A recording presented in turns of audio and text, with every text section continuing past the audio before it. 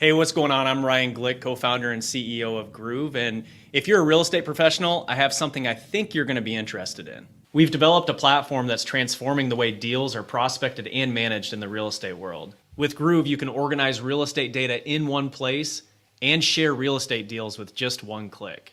Join other real estate pros and reclaim up to 90% of your time. Head over to letsgroove.com/signup and start your free trial today. Chasmium believes every young athlete deserves a shot at greatness. By making data analytics accessible and easy, they provide a new way for coaches and athletes to improve their game. Chasmium's digital scoring app, all-in-one stats, and chart software enable teams to quickly and easily find new ways to strategize and harness the power of data. Join Chasmium in revolutionizing the world of youth sports with tools that make a difference. Schedule a software demo or sign up today at chasmium.com. Chasmium, where sports technology sparks victory. Want to thank Iowa Smokehouse for being a part of our coverage here. Iowa Postgame with Coach John Patterson here from the Hawkeye of the Storm all season long once again. Tasting is believing. You see their country-style bacon meat sticks, one of my favorites, but also their jerky, their steak bites, their salsas, their barbecue sauces. It's all delicious. And boy, today it felt like fall, felt like that time of year where you don't want to go out. Gusty winds, cold temperatures.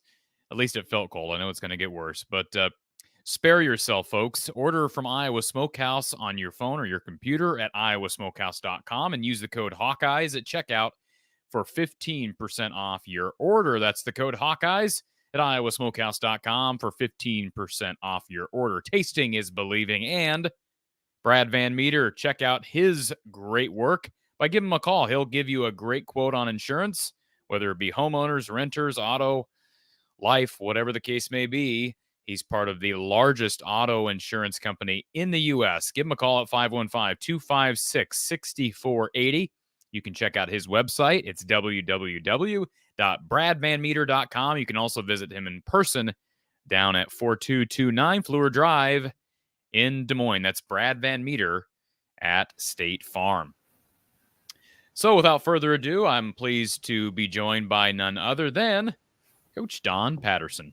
Coach, good to see your face on a Sunday evening. How are you? It's good to be seen, Cory. So I'm so happy we can make these Sundays work, and thank you for making the sacrifice.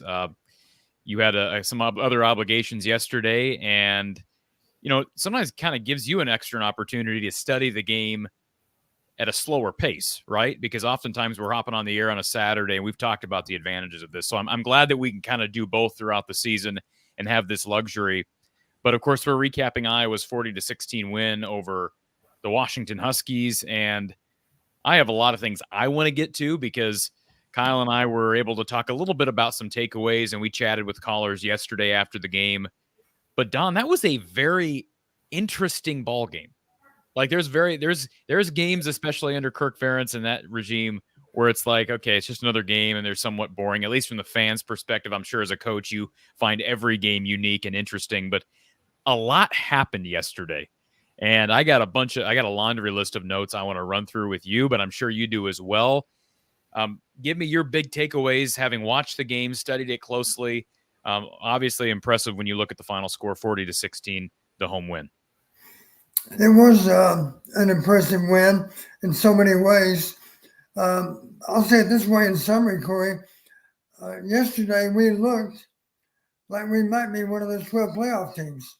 We certainly played like we were one of those 12 playoff teams. And I realized there's a lot to be said and done between now and selection date, whatever that date might be. But it's encouraging to me that we can take on a good Washington team that had beaten Michigan just a week before and really own them. Just to give you an example, 4 of the 5 most important parameters we won. We lost only 1 of those 5. And for that matter, 13 of the top 15 parameters we also won. Let me just talk about one specific example. We were absolutely dominant in the battle for field position. Their average start was the 23-yard line. Ours was the 44-yard line. That's 21 yards difference on each and every possession. And of course, it doesn't work out to be that on every time we trade possessions. Sometimes it might be a 40 or 50-yard advantage, as you know. 3 big reasons why we won so decidedly on field position. One, obviously, is turnovers. We're +2 on turnovers. That's important, very significant. Of course, another that comes to mind, 4th down stops, if you think about it, Cory, those are in some ways like a turnover because they didn't have a chance to punt the ball after they failed. They didn't have a chance to line up and kick a field goal after they failed. They simply gave us the ball where that particular 4th down attempt was blown dead. And let's throw another one in there. How about a field goal block? I mean, I'm sure that was going to be next on the list. Absolutely. That deserves to be on the list too. And there's still one more beyond that. Let's talk about hidden yardage again. How about punt returns, 1 for 37, and kick returns, 4 of those for 93. That's 130 yards field position, all of which were followed by 5 different possessions. So those things all really add up. And to give you an idea how dominant that was, we were 21 yards better on average with our start. The only game that even came close to that I can remember that we've talked about was our game against Michigan in Indianapolis. That was a huge spread. I mentioned at the time, I said, that's the biggest disparity in all 64 games last season. I suspect this will be the biggest disparity in this season. 21-yard differential is a lot. Average game, as you've heard me say, is something less than 5 yards usually. Well, you talk about field position. How big is Reese Dakin right now? Because he's, in a sense, now he had his moments against Ohio State where, a couple moments in that game that were not good. After the fake punt, he kind of shanks one out of bounds. Right. But you go back to, I want to say it was the game prior, it was the second half of Troy, the entire Minnesota game, and then the entire Washington game. He's feeling it right now. Like he's starting to gain ground, and that is encouraging. I know everybody wants to make fun of Iowa because punting is winning, but how big is that to have Reese Dakin booting it like he is? Well, in recent weeks, he has not looked like a freshman. He's looked like more like the other number 9 we're so familiar with. And of course, I know the Bears are very happy with Tory Taylor, so I'm happy for Iowa and Reese Dagan. We haven't mentioned the numbers, but he only punted twice. He averaged 58 yards on those 2 punts. More importantly, his net punting was 57 yards. Those 2 punts were returned for a total of 2 yards. That's pretty amazing when you have net punting of 57 yards. Only 2 punts, of course, but I got a feeling if he had 4 punts, he might still be averaging a net of 57. That's how consistently he's punted the ball here lately. The one exception, of course, being the punt against Ohio State. And then on the flip side, Caden Weegan finally gets a big return where it's not called back due to penalty, puts him in an excellent scoring position. And again, just the battle of special teams was thoroughly won by Iowa. Yeah, we've been saying all along, it's just a matter of time before Caden breaks a punt and or a kickoff. And you've seen that already. And I still predict, kind of a bold prediction, but sometime this season, he's going to return one of them for a touchdown, maybe both. He's still got 6 more games, regular season games to prove it. And he's gaining confidence with each and every week. He knows how to hit those returns. You got to hit them hard. Got to hit them at full speed. That's what he does. So, and one other thing that comes to mind, what made me think of is we're talking about Weegan on the punt returns and the kick returns. You've heard me say before, I hope he understands he doesn't have to be funneled off the field. If he's pinned it into the boundary sometimes, there's a chance maybe he can change directions back toward the middle of the field and turn it into a home run. The only reason I bring it up, guess who did that with one of his long runs? Number 2 did. He had another long run. Thought of you, Don. I thought of you in that moment because it was the exact opposite of what he did against Ohio State late in the game. Wasn't that wonderful to see? Because now maybe it's been discussed with his position coach. I don't doubt that because Liddell certainly understands there is an argument for trying to go against the grain if and when they have you pinned on the boundary. Obviously, if clock's a big factor, you might go out of bounds anyway, but a chance to hit a home run, put on your brakes, go against the grain, and see how much more yardage you can gain. I suspect he gained at least another 20 yards after he redirected across the field. Yeah, really impressive stuff from Caleb and another excellent day. Thank you for the super chat to the Washington Huskies. The Washington Huskies say, "We admit we suck. Herky owns us, and that's that." I always find it amazing that you've got someone that's willing to actually, I don't know if it's that big of a deal to change your YouTube name so that you can do these little things, but that's fine. Appreciate the super chat nonetheless. And we do have a caller here on our Iowa Smokehouse call-in line, so we'll take that. Thank you for calling Iowa Postgame with Coach Don Patterson. Who's on the line?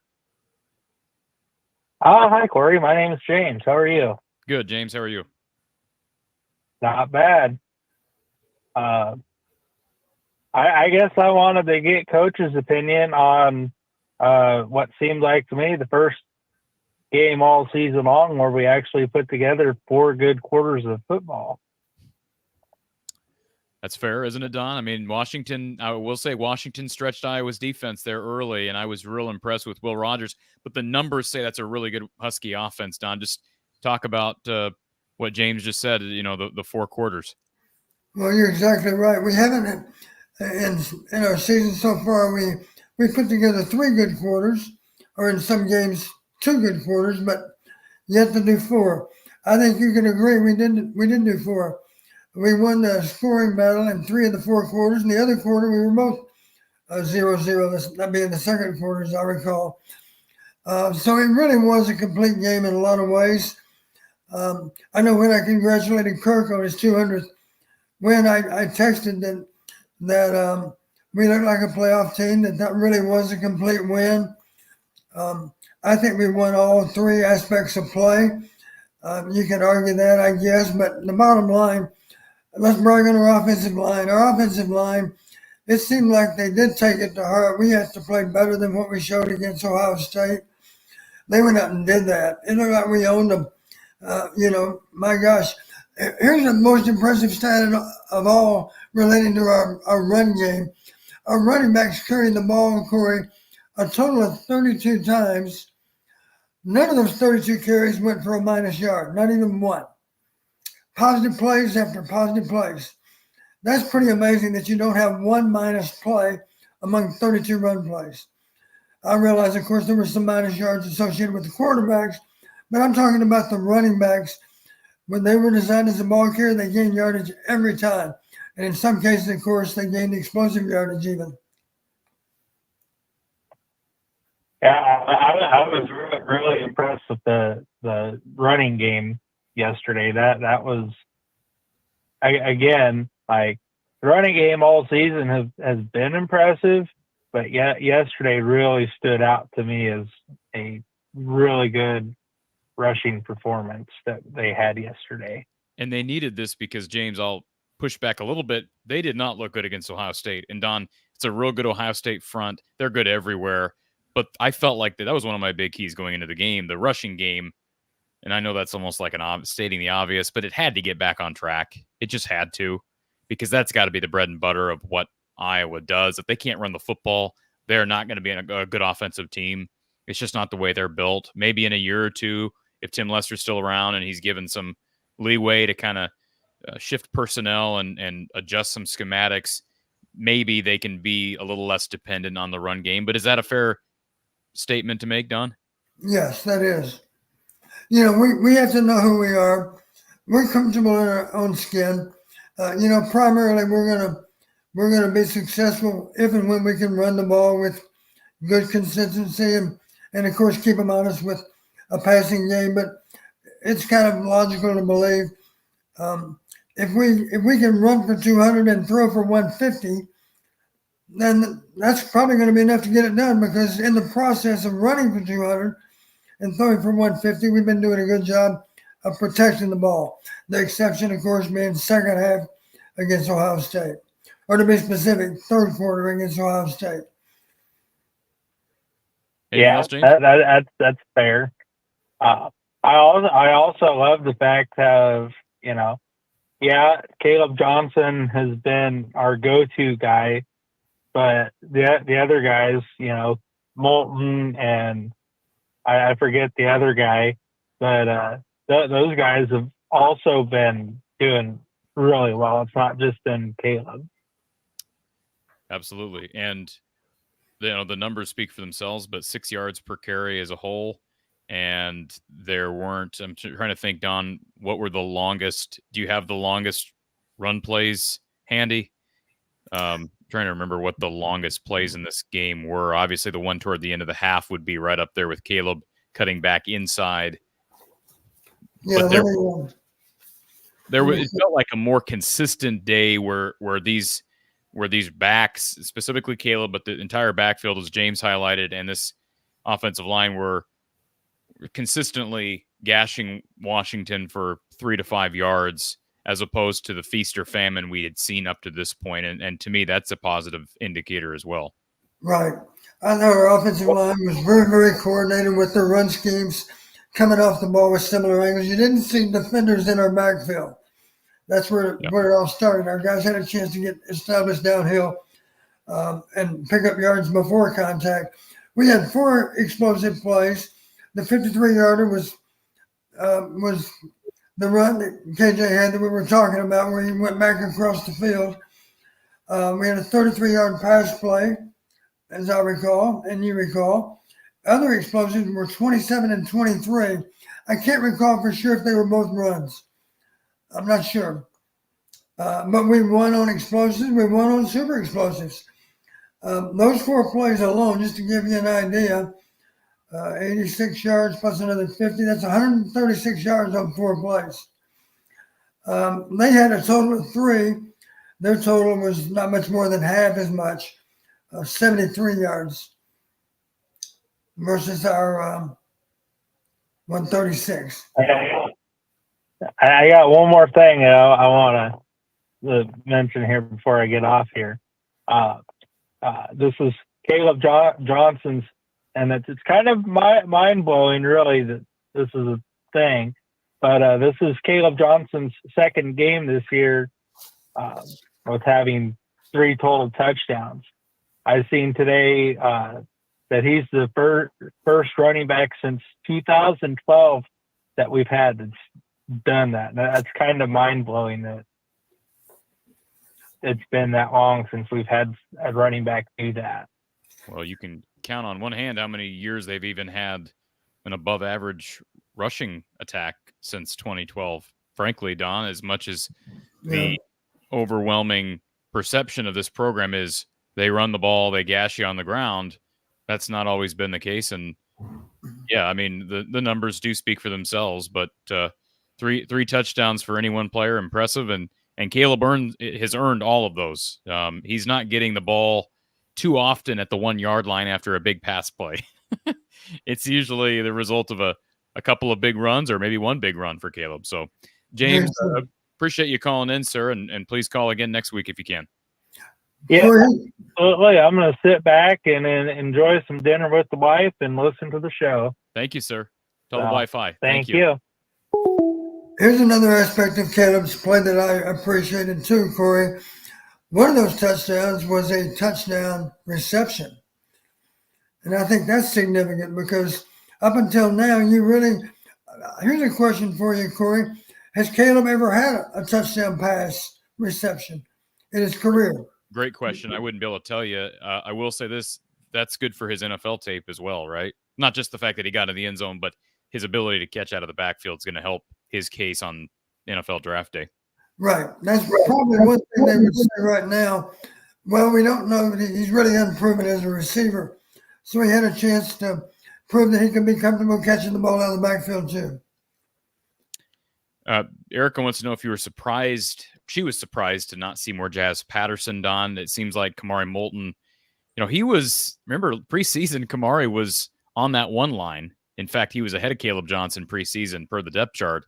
Caleb emerged as fall camp went on and certainly at the start of the season, but they really like Kamari. He went through concussion protocol during the first month of the season. It seems like he's regained at least that second spot behind Caleb Johnson, but I really think they like their top three. I want to get your take on LeSean Williams and his decision to leave during the season. I was a little surprised of all people that he would make that decision, but I still think they got to like this running back room right now. And they get some young players who we haven't even seen, like Xavier Williams, like Brevin Dahl.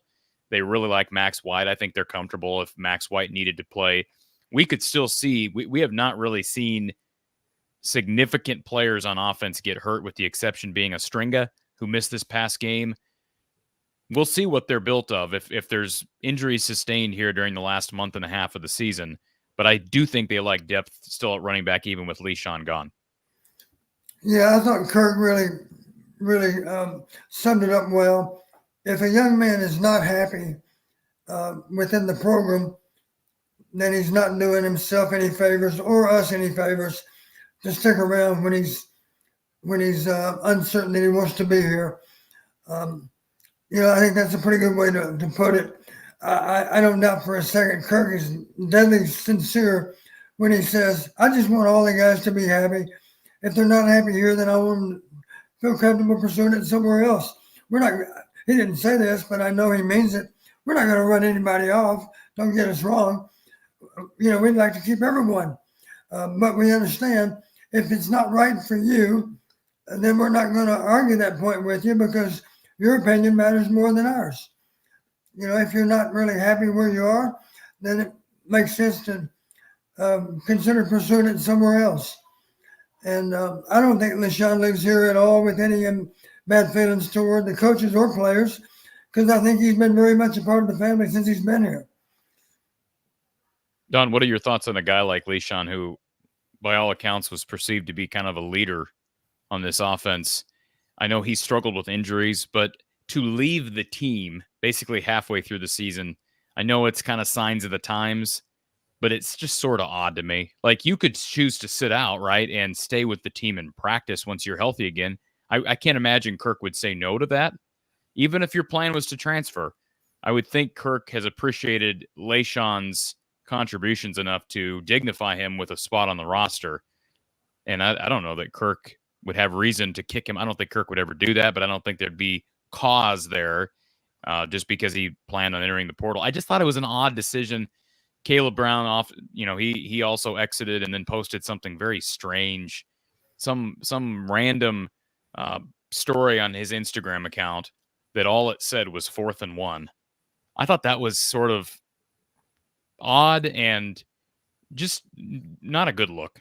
Not a good look for a guy who has underachieved since he got here, got hit with an OWI during the offseason, and now has transferred twice. I just thought it was an immature thing to do and kind of classless. But anything else to add on those guys that made those announcements this past week? Well, I'll just say it this way. We're going to be fine with or without them. And the disappointment to me would be for the guys to maybe lose sight of the fact a season is a long time. We're only halfway through the regular season. Lots of things can happen. You recall me talking about the fact that we ended up playing 5 quarterbacks one year because of injuries. There have been other years, I know, since Kirk's been in charge, where we maybe been through as many as 4 running backs, and the 4th running back being the guy carrying the ball because the first 3 are out. That can happen to you. So I always reminded my guys, if you're second team, you're 1 play away. This needs to be your mentality. If you're second team, you're 1 play away. If you're third team, you're 2 plays away from being injured. We can't get 2 quarterbacks injured on 1 play or 2 running back injured on the same play either, or even in the same game maybe. But truthfully, that's possible. It's amazing how quickly a depth chart can change at running back. Just look around the league already. Our conference, there are any number of backs that started the season as number 1 that are out for a period of time. I don't know how long, but I've recognized any number of different names as primary ball carriers. It's not because the other guy laid an egg. It's simply because he's injured. It's the nature of the game. All right, Don, I want to run through some things here that I had notes of yesterday. I didn't get a chance to do this with Kyle, and I kind of wanted to wait for this conversation with you anyways. But you mentioned a couple of things, field position being one. We knew heading into this game, and I mentioned it during my preview, Washington has had a couple, like the game against Wazoo that they lost. They had like 16 penalties for like 135 yards. I don't know that I've ever seen a number that big between 2 Power 5 teams. I guess Wazoo's no longer a Power 5 team, but nonetheless, weird. And Washington, that's a really good coach. I know they've got some young players, but a very seasoned head coach and seasoned quarterback. But nonetheless, they have struggled with penalties this season. Iowa did win on penalties. It wasn't as big of a gap looking back at the box score as I would have anticipated, but they did win in that category. You mentioned turnovers. The blocked field goal was huge. Will Rogers was really crisp for most of the game. In fact, I thought from first quarter to fourth quarter, he played almost as good as he could have played. Couple of errors in there, and that just shows how tedious it is going up against this Iowa defense because they bent in that first half. They gave up ground. A couple of really long drives, one of which had to be deflating because you end up getting no points out of it. Right. I give Will Rogers credit. I thought he was exceptional. How did Iowa get such a rush with just 4 guys going at Will Rogers? Was that more Washington's offensive line suffering from a little bit of attrition, or was that just a really good performance from the likes of Graves, Herkett, Llewellyn, and those guys up front? Well, I think our D-line deserves some of the credit. And I guess if you wanted to explain Washington's difficulties, correct me if I'm wrong, Cory, I believe one of the starting tackles was out. Correct. Maybe he's been out for a while. I'm not sure how long he's been out. But it's safe to say those offensive tackles struggled against our edge rushers. We really did a nice job today. There are a lot of people to brag on. Let me just give you a few examples. Aaron Graves, 5 total tackles, 2 sacks, 2 fumbles forced, 1 pass broken up. That's some good stuff there now. Jay Higgins, 14 total tackles, 1 quarterback hurry.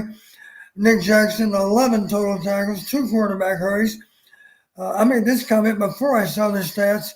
I thought it was probably Wapa's best game I've ever seen him play.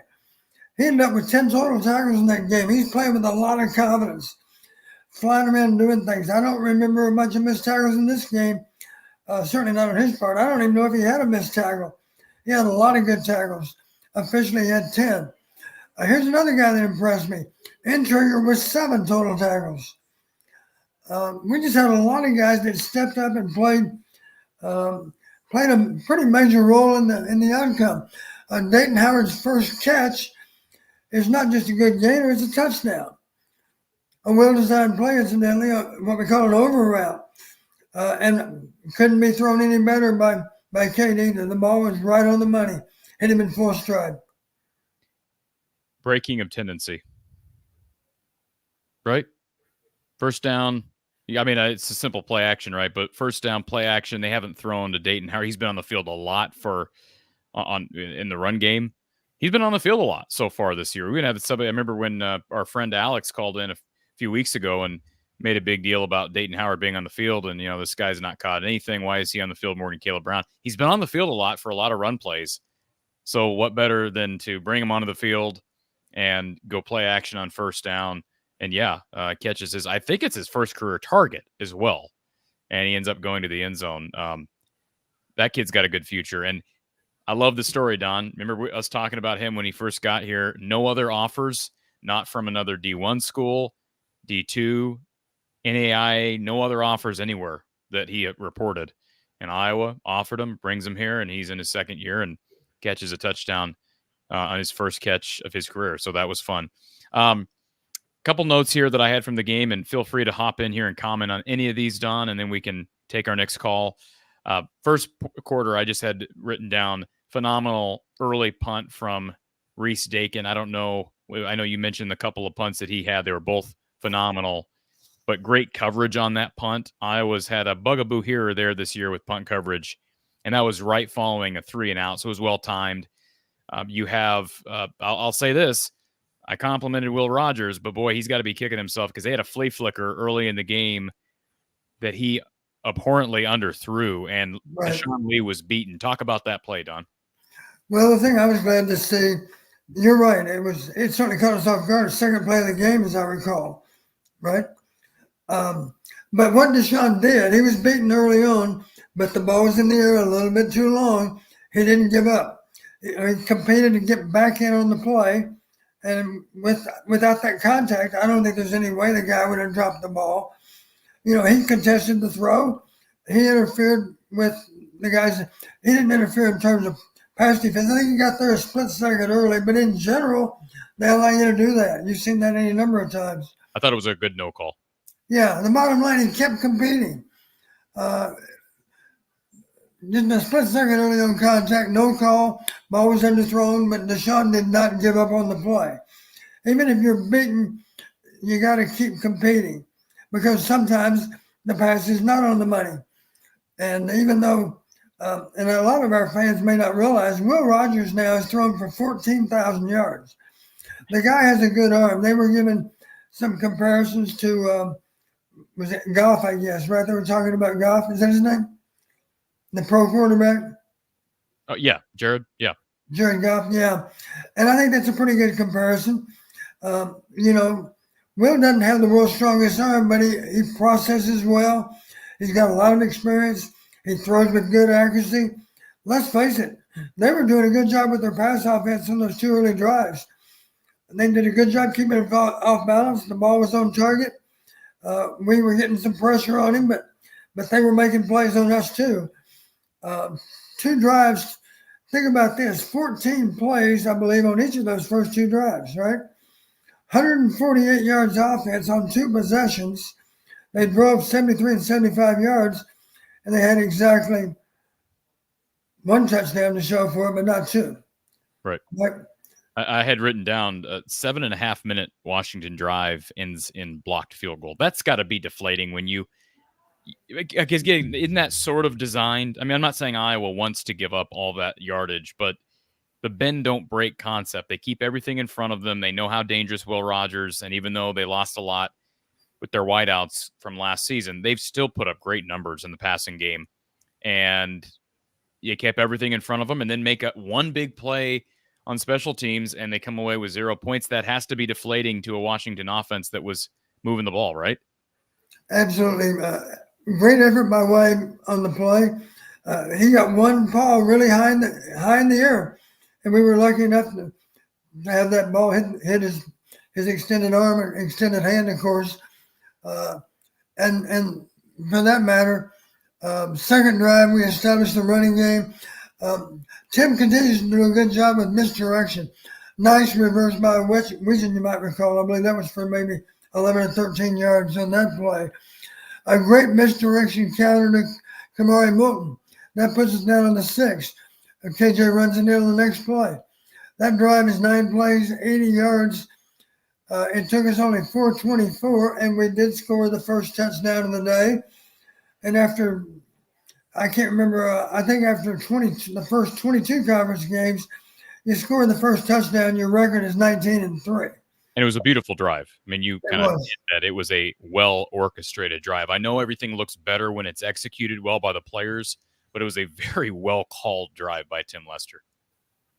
Very much so.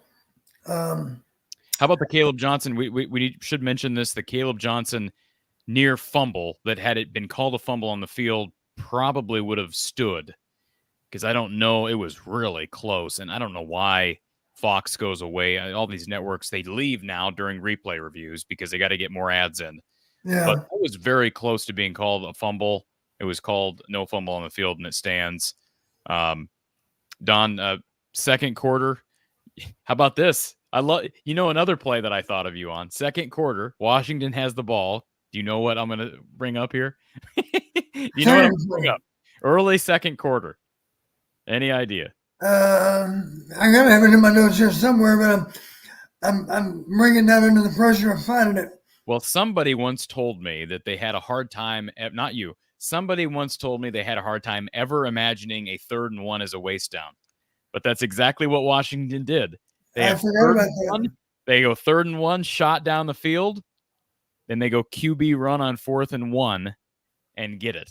That's called 3rd and 1 being a waste down. That's exact to a T. Jed Fish, their head coach is a play caller, and they treated that as a waste down. They got the first down on the 4th down conversion. And I think it's safe to say at that point in the game, their play caller on offense, their head coach, maybe he's not calling all the plays, but he's certainly involved, I'm sure, with those that kind of decision. I'm sure he made. Yeah. Right. I'm sure he said, "You got 2 downs." That's what he told him. If he didn't call the exact play himself, you're right. They realized, we're going to have a hard time stopping Iowa today. We gotta take some shots. 3rd and 1. What a great opportunity. And I don't remember exactly how the play worked out. What happened on that particular down? Did they overthrow it? I can't remember, Cory. That's a good question. I don't have that written down. I'm sorry. I do have it written down. Underthrown. That was the other underthrow from Will Rogers. Again, I'd have to go back. Was that the one where Jamari Harris got beat? I don't believe it was. It was underthrown, and then they converted on 4th, but I don't remember the play. But it was a shot down the field. Yeah. Well, they figured out, and let's face it, if you're a Washington fan, you're probably critical that they went for it so many times on 4th down. But I'm sure that the head coach would say, hey, we had to do something because we were getting manhandled with Iowa's running game. Not to mention the passing game was still complementing what we were doing. It wasn't as big a role as we'd like for it to have, but again, we played all day without turning the ball over. That counts for a lot. Chase, thank you for the donation. Just received that, so thank you. And yes, people, if you're interested in making a donation to support the show, you can do so. Cash App, Venmo, PayPal, all in the description. And James with a super chat. James says, Coach, who has stood out the most on the O-line to this point? Good question from James. Well, I'd probably be inclined to had to pick one. I'd probably pick Logan Jones. Isn't it kind of ironic? They flagged our left tackle. I can't think of his name right now. Dunker. Well, no, it was a right tackle. He's a right tackle. He's a right tackle. They flagged Dunker on the play. It turned out it wasn't him. It was 65 that drove his guy off the field, and then some more, and they threw the flag. But Logan Jones is making the point. If you're going to beat us today, you're going to have to kill us because we are going to come at you with all guns blazing. So you're okay with that penalty?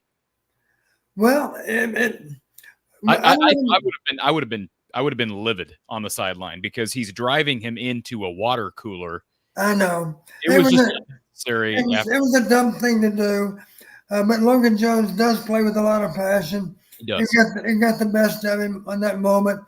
It did give us a 2nd and 20. We did have a 9-yard pass to Lachey on 2nd and 20 that made us have a much more manageable 3rd and 11. But we did fail. I can't remember what happened. But here's what's nice about our football team.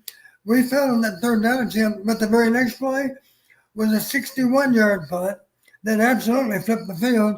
And I think you know what came just a little bit later, the strip sack that ended UW's 3rd drive, recovered by Llewellyn, strip sack, of course, by Graves. We began our next touchdown drive, and we only drove 19 yards to get it done. I'm sorry, I stand corrected. I believe they didn't have been a field goal. It did. We did foul on that down, but at least we were already in field goal range. Don, you can probably pick up on my tone when I wrote this. I had in all caps. Somebody teach number 8, Deshaun Lee, how to defend a back shoulder fade. I'm sure Phil's going to be working with him on that. Am I right? Doesn't it seem like he's given up? I know last week it was easy to just kind of defer back to Ohio State's incredible talent at receiver. And that kid for Washington, Boston's a good receiver. Don't get me wrong. But it seems like teams are starting to pick on, well, Deshaun Lee's only played here a couple of weeks as a starter, but they've gone fade to him, and he doesn't seem to quite know how to defend that play as well as he should. And he's had a couple of quarterbacks who have put the ball on the money. It was an impressive throw for a touchdown by Will Rogers. It was. And let's not forget, I just made the comment, that's 6'4" versus 5'11", I think. Yeah. And the ball was well thrown. It couldn't have been thrown any better. It was well played. That's a very good receiver. We were beaten on the play, but it's difficult when you're down there. It is. That's why you heard me mention you hate to just have to always rely on playing man coverage because it's hard to find the ball. Of course, the problem with playing man, you've got to play the fade, but you also got to play the possibility of a slant, right? It could be either route that can beat you. That's the argument for playing goal line zones some of the time. Now you're in a position where you can take away that fade route because you can play with outside leverage, and now you have another defensive back, typically a safety, of course, in position to play that inside slant. There are other ways you can be beaten in zone coverage, but there is an argument for not being 100% predictable with man coverage on the goal line because it's called a fade and it's called a back shoulder fade. Good luck defending both of them. Good quarterbacks require you to defend both. Whatever you do, you're going to be wrong. I do have written down by that Logan Jones penalty, stupid penalty. And then the very next comment I have written down, Cade takes stupid sack, get rid of the ball in all caps. He evades pressure from one direction and then has time to do something, which would include getting rid of the football. I didn't think Cade played very well yesterday, Don. He made a couple of good throws, but I thought he looked a little bit uncomfortable in the pocket. And that was the first time where I would say that. I don't know if he was a little bit on his toes from what happened against Ohio State, but honestly, I thought he played pretty well against the Buckeyes on the road in spite of the numbers. And again, he threw for more yards yesterday. How would you evaluate Cade as a whole from yesterday? Well, it all starts, of course, with not throwing the ball up for grabs. Correct me if I'm wrong, Cory. Did they ever touch one of his passes? I don't think so. Can't remember that they did. Yeah, somebody mentioned that maybe there was a little bit of the ball. Somebody mentioned that yesterday, that the touchdown to Howard may have been slightly tipped, but it still made it there. I don't know if you caught that on the tape. It looked to me like it was drilled to Howard. I didn't see a tip, but I could be wrong. Yeah. I didn't back it up and look at it a second time. I think they showed it a second time, as I recall, and I still didn't detect a tip. It looked to me like it was a nice tight spiral right into the receiver on the dead run. Couldn't have been prettier. They even commented about what a nice throw it was, as I recall. And it seems like Cade's better at those crossing routes than he is those shorter intermediate routes. He's pretty good at putting the ball, getting the ball ahead of his receiver and putting it on the money. Whereas when you're talking about throws downfield, certainly throws where you're rolling out of the pocket, he's looked less comfortable. I think that's fair, right, Don? Yeah, I think it's safe to say he didn't want to do anything to hurt the chances we had of winning the game. And that showed up in that he didn't throw the ball up for grabs ever. You know, there was a time or two where I thought he was a little premature to give up on the play or throw it off the field, whatnot.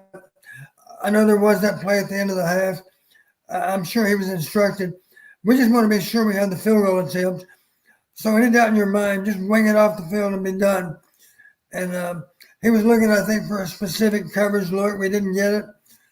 So he did what he was told. I do recall when he got to the bench, Kirk gave him a pat on the back, indicating certainly you did exactly what I wanted you to do. If we didn't have an easy, quick throw to get us in closer field goal range, then simply throw it off the field right now so we have enough time to kick the field goal. And, of course, we did. How long was that one? Was that the 51-yard or was that the 46? That was 46. Yeah. Let's talk about it. Wasn't this ironic? They hit the contested field goal, of course, to make their score of 10 points. It was 17-10 after that field goal. It did appear that the ball went right over the upright. And but the key fact, of course, you heard the way they interpreted it. They said the kick went above the upright. Correct. And then by definition, it is not reviewable. Right. In other words, the guy standing under the upright, he makes the call, and it's never going to be changed.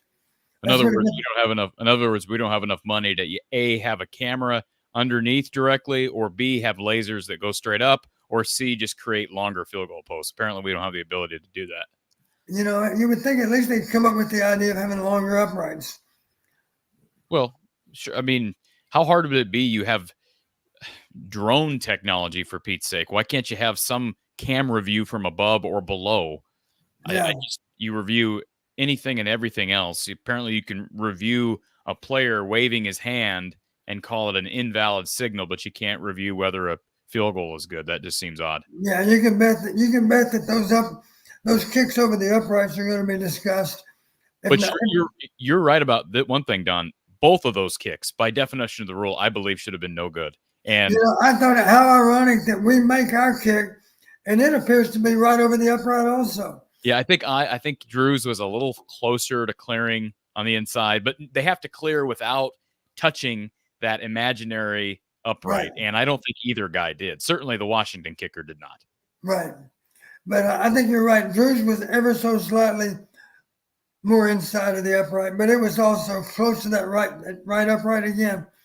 So we both got the benefit of, I'm sure their fans thought Drew's ball, if the upright was extended, would have hit the upright.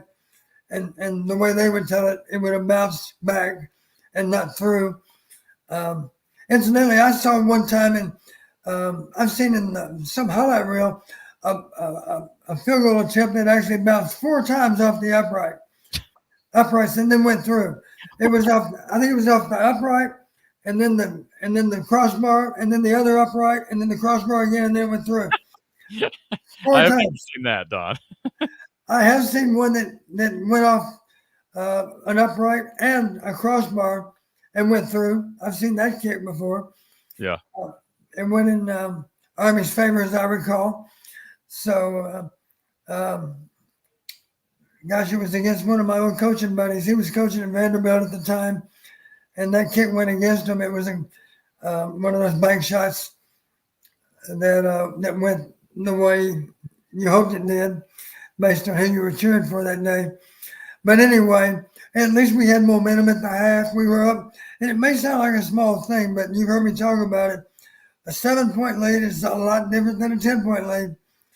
So we moved it back to 10, and that was significant. You also heard later in the game when they interviewed the coach, he said it's really, really important that we stop them here because we need to force them into a field goal. That'll put them only up by 16.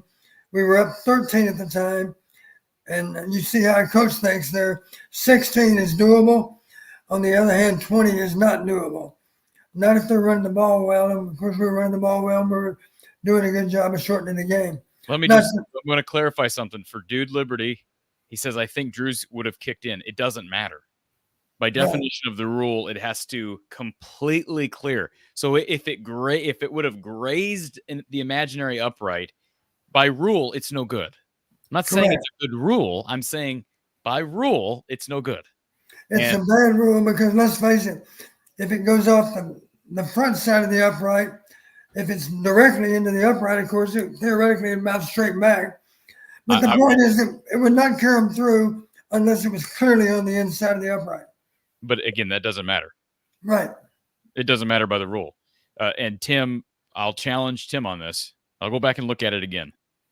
But he says it was clearly inside the right upright when it passed above the crossbar.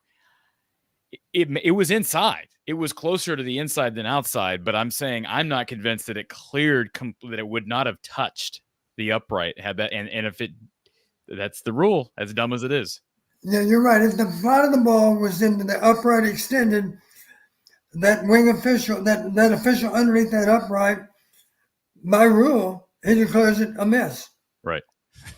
But it was right. It was good that they didn't because it kind of accounted for the previous one. But anyways, last couple notes I have for the first half, and we're going to get to our next caller. You mentioned it, but Graves getting home on the strip sack. I thought Aaron Graves played great. His best performance since week 1. You have the Max Llewellyn recovery, and he played great.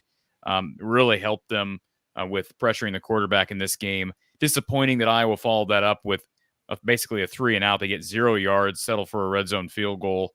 But then Iowa's defense forces another stop, the punt return from Weegan to the Washington 35. Very fortunate Iowa didn't get a running into the punter call, although I think there was a bit of a, flap from the Washington punter on that play. And then the only other thing, somebody actually called in about this yesterday, Don, and I had it in my notes. As great as yesterday was, it wasn't perfect. And again, why? Why is Iowa calling a timeout with 13 seconds left? You have a first down. You have a first down in field goal range. And as our caller brought up yesterday, get down to the line of scrimmage and spike the ball. Downs don't matter at that point. 13 seconds, 1 timeout. Why are you blowing a timeout? Spike the ball, get your butts up to the line of scrimmage, spike the ball, conserve the timeout, because then the whole field's open. Even if you have 11 or 12 seconds, the whole field is open, right, Don? Did you feel like that was an odd timeout to call in that circumstance?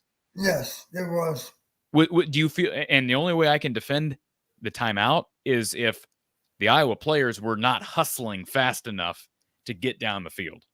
I can understand why Kirk would have called the timeout if the Iowa players are not hustling enough. But when you get that first down, it's going to take some time for those chains to reset. Those guys got to move too.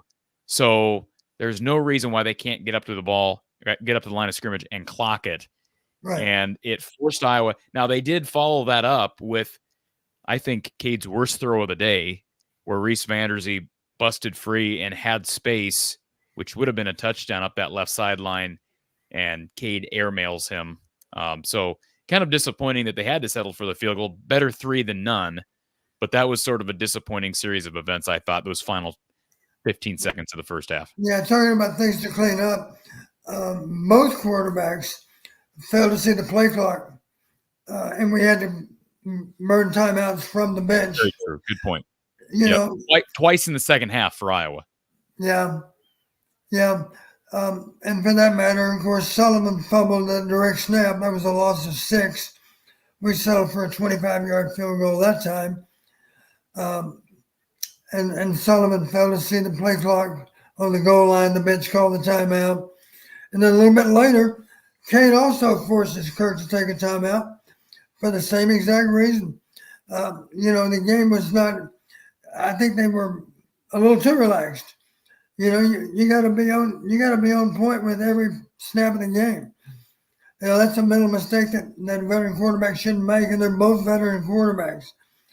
So it didn't cost us yesterday, but it certainly could cost. Imagine if we did the timeouts at the end of the half.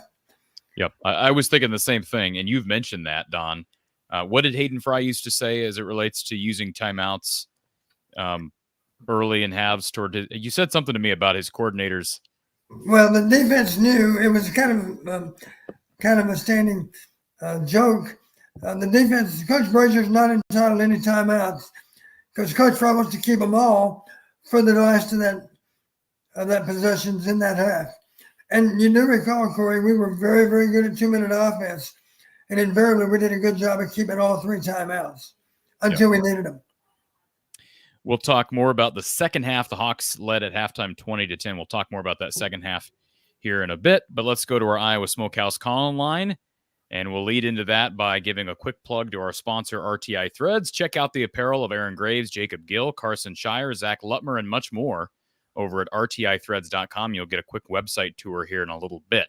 Our good sponsors over in Sioux City, the Sioux City area, RTI Threads, partnering with a bunch of Hawkeye fans. And as we enter basketball season, both the men's and the women's teams, all part of the RTI Threads team. And Iowa Baseball also partnering with the Swarm and RTI Threads. Check it all out, rtithreads.com/NIL. Let's go to our Iowa Smokehouse call-in line. We've got Cory here. Cory, welcome back to the show. Oh, wow. I thought I'd be waiting a while, guys. Okay. You usually do wait a while because you're long-winded, Cory, so I have to wait for you. So I make you wait in the queue. Is that fair? Is that fair, Cory? Very accurate. Very accurate. Okay. And you've had a little wine tonight, so is that going to cut you short or make you longer? That's the question. I've got a third of a bottle left. I'm fine. So, okay. So, Cory, I love your positive energy. You and at Higginized are my 2 most positive influences. But is that just because I made my prediction that they'd win out if they beat Washington? Is that why you're throwing the love my way? You speak it into existence. You are making it happen. I will say this. Can I just say, because I've been ripped. I had somebody a few weeks ago say I had no eye for talent because these people that don't want to let go of my statements about Caleb Johnson preseason. Don, you were right with me preseason. Caleb Johnson had not proven to be some All-American back. He has emerged this year, and we're all happy. We're thrilled to death. But people who act like they knew this was coming are full of themselves because they didn't know because he had not shown it to this point. I will say this, Cory.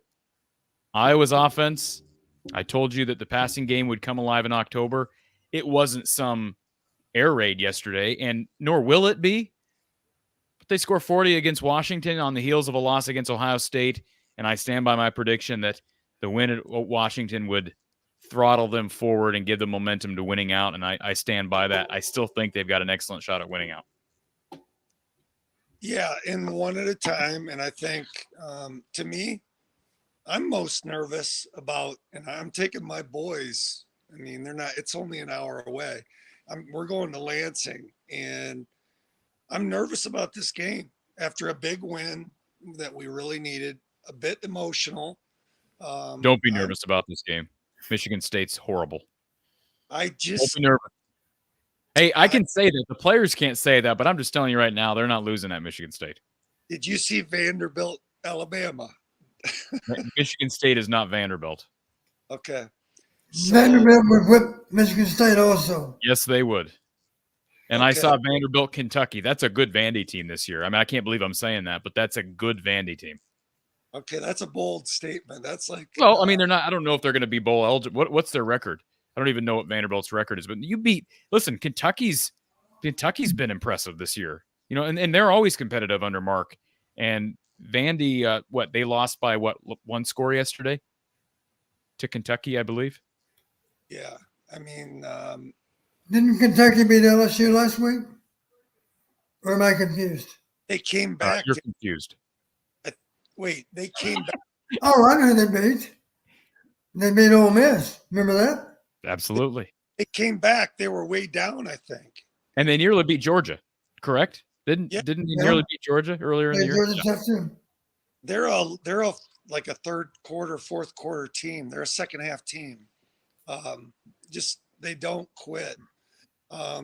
Okay, I got to go a little bit of quick fire because I got 7 things written down. And by the way, MFN says Vandy beat Kentucky. So my apologies to the Commodores. I thought I saw Kentucky found a way to win that game. But okay, if that's the case, then I absolutely stand by what I said. They'll be bowl eligible. That's a good. Vandy would beat Michigan State. What did Michigan State? Were they on bye this week? So they get a bye week heading into the Iowa game. So there's that. But they have just not – Aiden Childs has not proven anything to me. I've watched him, and that offense is a wreck. We'll see. But I can't imagine Iowa struggling defensively against that. I cannot imagine. I really cannot. So I hope the Iowa players aren't listening to this, but I think Iowa's going to go up there and take care of business. I don't know if it's going to be by 2 scores, 3 scores, or what. Maybe it'll be by 1 score. I just cannot. If they lose at Michigan State, it'll be a bad loss. Okay. What I'll say is we're going into Spartan Stadium, and it's a night game. And that changes everything. I just how many empty seats are there going to be? To a few less because Cory's taking his family there. I thought about making the drive there, but Cory, it's like 11 hours from Ames. You're in Illinois, right? How far of a drive? You said an hour? I'm in Clarkston, Michigan. I'm an hour. Now I've lost sense of direction. Well, then you should absolutely be out there. An hour east of Lansing, an hour north of Detroit. Okay. All right. Well, never mind. You're not in. I don't know why I thought you were in Illinois, but touche. No, good decision to take the kids to East Lansing. So, we got to back our Hawkeyes. So, all right, Don, pass blocking versus run blocking. Okay, this has been a conundrum for our offense. I thought maybe it was just we had some poor pass blocking, but I've been looking at a little bit of but rewatching the games. Looks to me like we're just letting free runners come in. We're not. Well, we gave up 1 sack. We gave up 1 sack yesterday, right? Right. I'm sorry. And I'm talking about a combination of Ohio State game and Washington game. As far as it's a bit of a concern for me, is our pass blocking. And it looks like we leave free runners. We don't have enough guys back to block all the, we can't, there's not enough guys back. Well, that was not a problem yesterday. It was a bigger problem in Columbus. But playing in Columbus, there were a lot of difficulties associated with that assignment. So I think I'll just say it this way. I think our guys, our O-line in general, played better as a group, considerably better than they did the week before. Part of that, Washington is not quite as good as Ohio State in their D line. That's part of it. Part of it, though, is to the credit of the O-line. I think they absolutely ran the ball better and blocked more efficiently in the run game. And one thing that did, I'll admit, maybe the bigger question is how well we can pass protect against a great pass rush. But we're working on it. I think I'd probably give us a higher grade as a group for run blocking than pass blocking, even after yesterday. But I do think we're making progress with our pass protection, too. There's some key plays. There's another key play that comes to mind. How about this one in the second half, Cory? We got 3rd and 10. We're on the plus 20. 3rd and 10, a gain of 27 to Seth Anderson on an in route. Again, hit him in stride. Unnecessary roughness at the end of the play. So we gained 27 yards on the pass reception, and then half the distance puts us on the 14-yard line. We did have to settle for a field goal again, but I guess if there's any good news, we were in the red zone a lot. They weren't all touchdowns, but the majority of them were. As I recall, I have to check my stats, but I think we were in the red zone. I know we were. We were in the red zone 6 times. We scored 6 times. 4 of them were touchdowns. 2 of them were field goals. I'd rather have 6 touchdowns, of course. But just talking about numbers again, 4 times 6 is 24. The 2 field goals are worth another 6. That's 30 points on 6 opportunities. That's an average of 5.0 in the red zone. That's considerably higher than the conference average last year. The average was 3.91, as I recall, and we were below that 3.91. So if we're averaging 5.0 in the red zone, that's pretty good. It's not perfect, but it's pretty good. 4 touchdowns, and we settled for field goals twice. but we never came away dry. Yeah, and you bring up Seth Anderson and Don. I'd be interested. You're a guy that definitely values having the capabilities to take the top off of the defense, so to speak.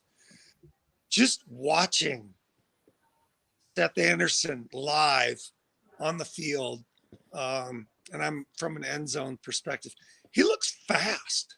I mean, he looks like he's got some great game speed, real time speed. I don't know what his 40 is, but he looks like a guy that could be used since we don't have Caleb Brown. He looks like the guy that could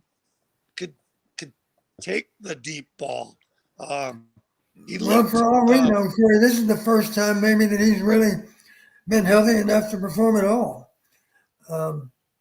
Here's another example maybe of why he hadn't played more. To me, the biggest question on Seth Anderson is his ability to catch the football all the time. He had a dropper in the game, 3rd down and 10. Drop by Seth Anderson results in a 37-yard field goal. Made the score 10-7, but let's face it, if he converts, maybe we're up 14-7 rather than 10-7. And there was another ball late in the game, Cory, and I don't recall, I didn't mark it as a drop because it was contested, but it was another ball to Seth. Been a more difficult catch for sure. The ball fell incomplete. I think give some credit to the defender for being there and contesting the throw, but the intended receiver was again Seth Anderson, I'm pretty sure.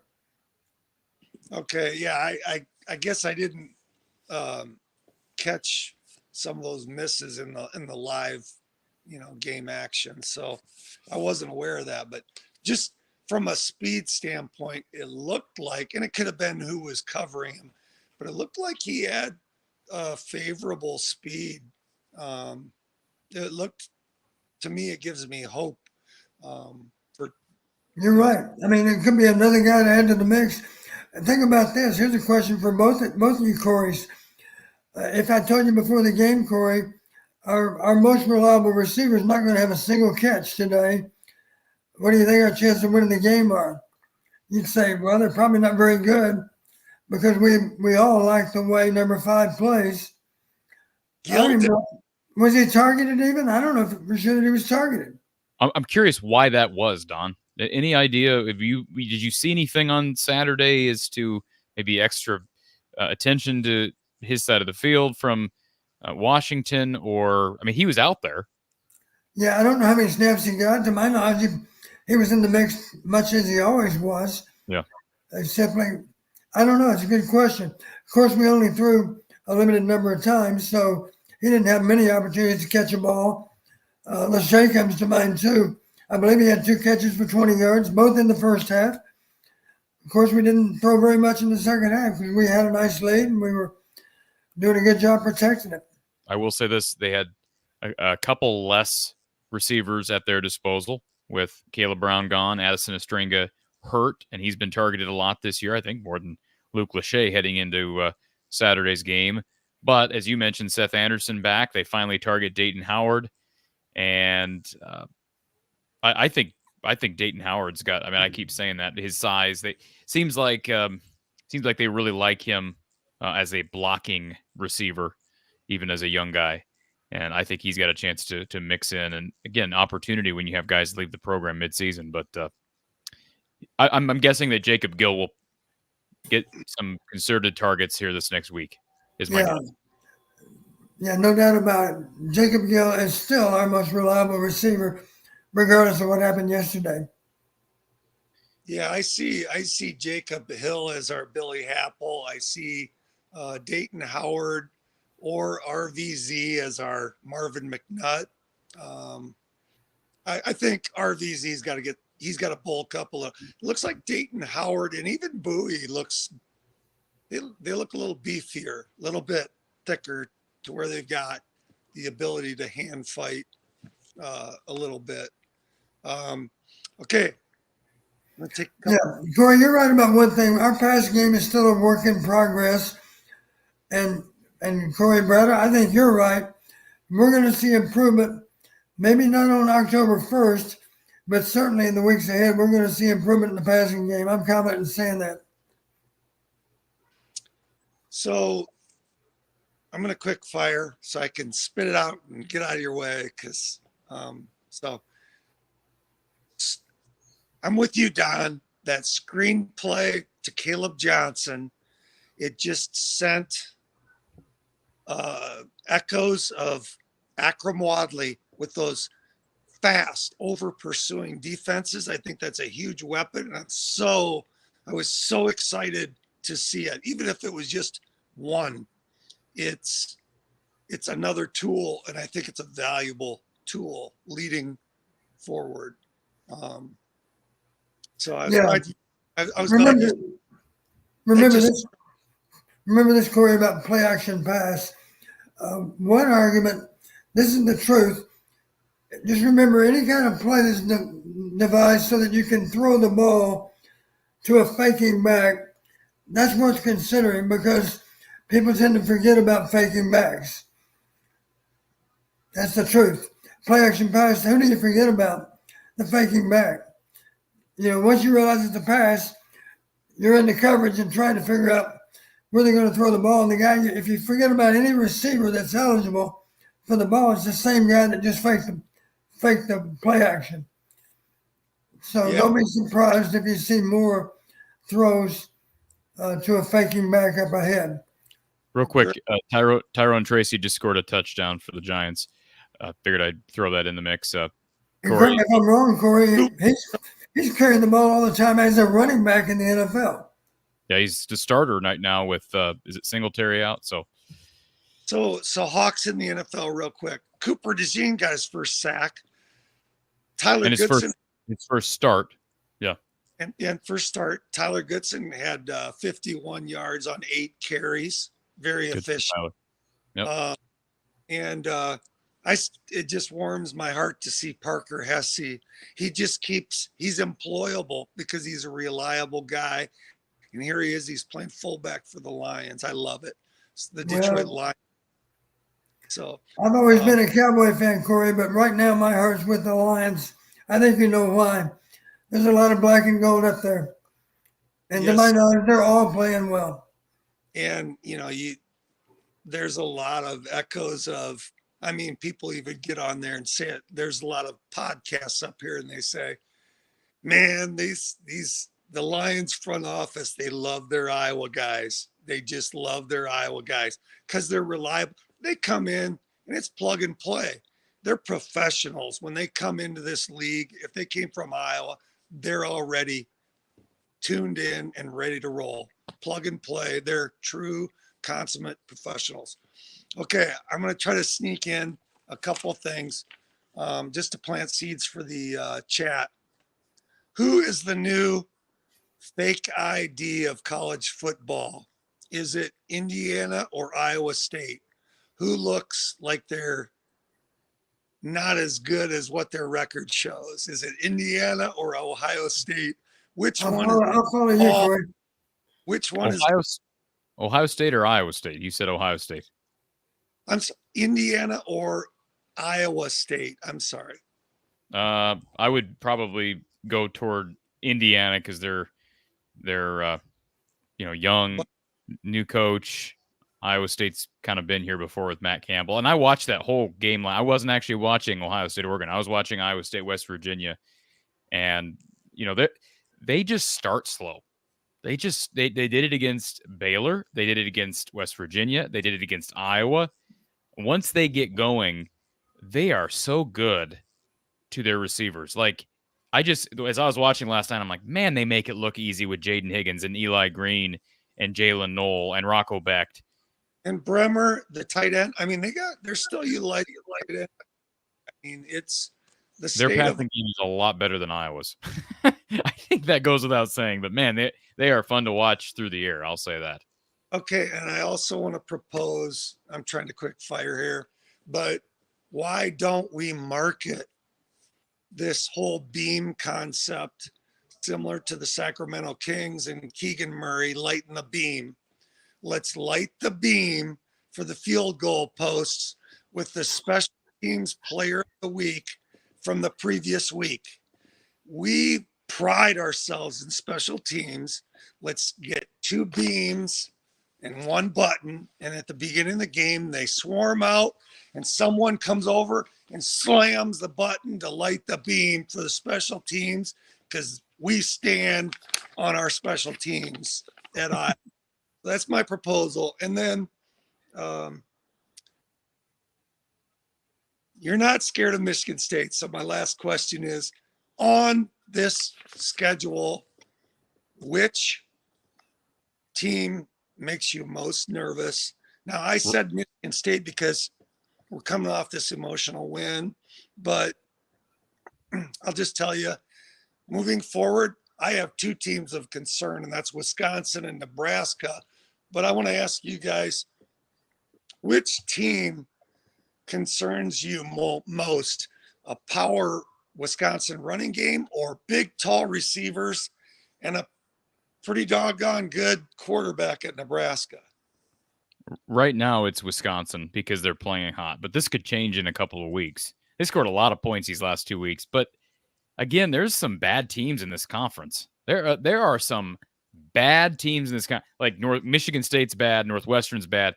Hey, Maryland's bad, man. I didn't think they would. They are bad. You don't get spanked like they got spanked against Northwestern. They're bad. UCLA's bad. Rutgers, I thought Rutgers was good, but now I don't know. That's a head scratcher. I've done the analytics on the game already. Wisconsin had maybe 550 yards offense, something like that. A lot of explosive plays. I'm thinking, what happened to Rutgers? I don't know. It's a mystery to me. And that game was at Rutgers. Yeah, exactly. Wasn't the Maryland game? Was the Maryland game at Maryland? Yes. That's what I mean. None of that makes any sense. Maybe Northwestern's a little bit better than I thought, but I don't think so. I think all those teams. I think those are all just bad teams beating up on each other. Don. Now Wisconsin may be different because they did it last week. They did it this week, and they've blown those 2 teams out. So I think they're the biggest threat for me. And historically, Iowa's had Nebraska's number, Cory. They've not had Wisconsin's number, although last year was a little different. So but again, they're both at home. That's why I'm so, I don't want to say so confident in them winning out, but that's why I'm bullish on my prediction that they'll win out, because I'm not that nervous about any game. Yeah, I'll be nervous on the day of the game, and it's not that they can't lose, but they'll be favored in every game. I'd say another reason I think we're going to not overlook anyone and take care of business on a weekly basis. As you know, our head coach just rang up his 200th win. And that number 205 is in sight for this regular season. And those seniors that are leaving, they love their coach. And they're going to play their guts out for Kirk. Jay Higgins just basically said what you said and dedicated the rest of the season. He's basically like, okay, he just got win number 200. Woody Hayes is 205. Let's roll, boys. Yeah. And the water flew.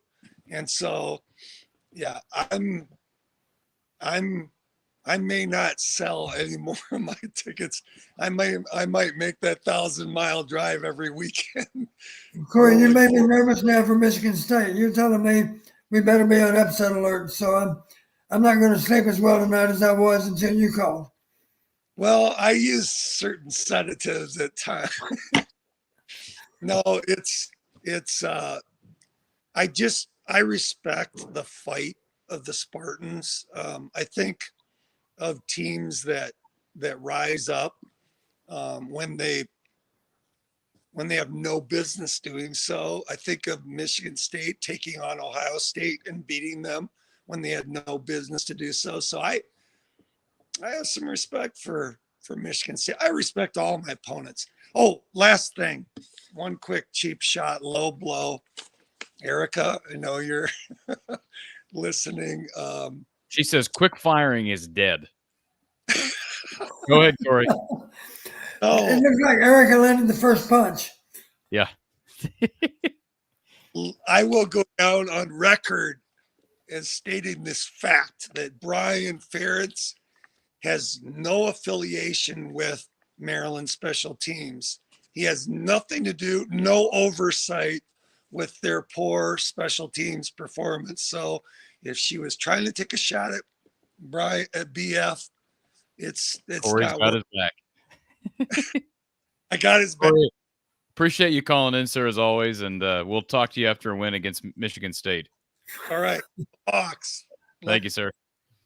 Appreciate Cory calling in, as always, and let's see here. There's a couple comments here in the chat, but I know James has been waiting on hold for a long, long time. So before we get to James and the rest of our callers, a quick plug for RTI Threads. I plugged them earlier. Shop all of their great apparel for all these great athletes and other NIL causes, including Iowa baseball. Visit rtithreads.com and use the /NIL, or as you'll see here in a little bit, just click on NIL athletes there on the homepage. rtithreads.com. Shop Aaron Graves, Jacob Gill, Carson Shire, Zach Lutmer, and more. And several stars of the future right here. Their best interior defensive tackle listed, their best receiver listed, and two of their best special teamers and probably two of their best defenders in the coming couple of seasons. So buy in now over at rtithreads.com. We're going to take one final commercial break. We'll be right back in less than 2 minutes with more. You're watching Iowa Postgame with Coach Don Patterson.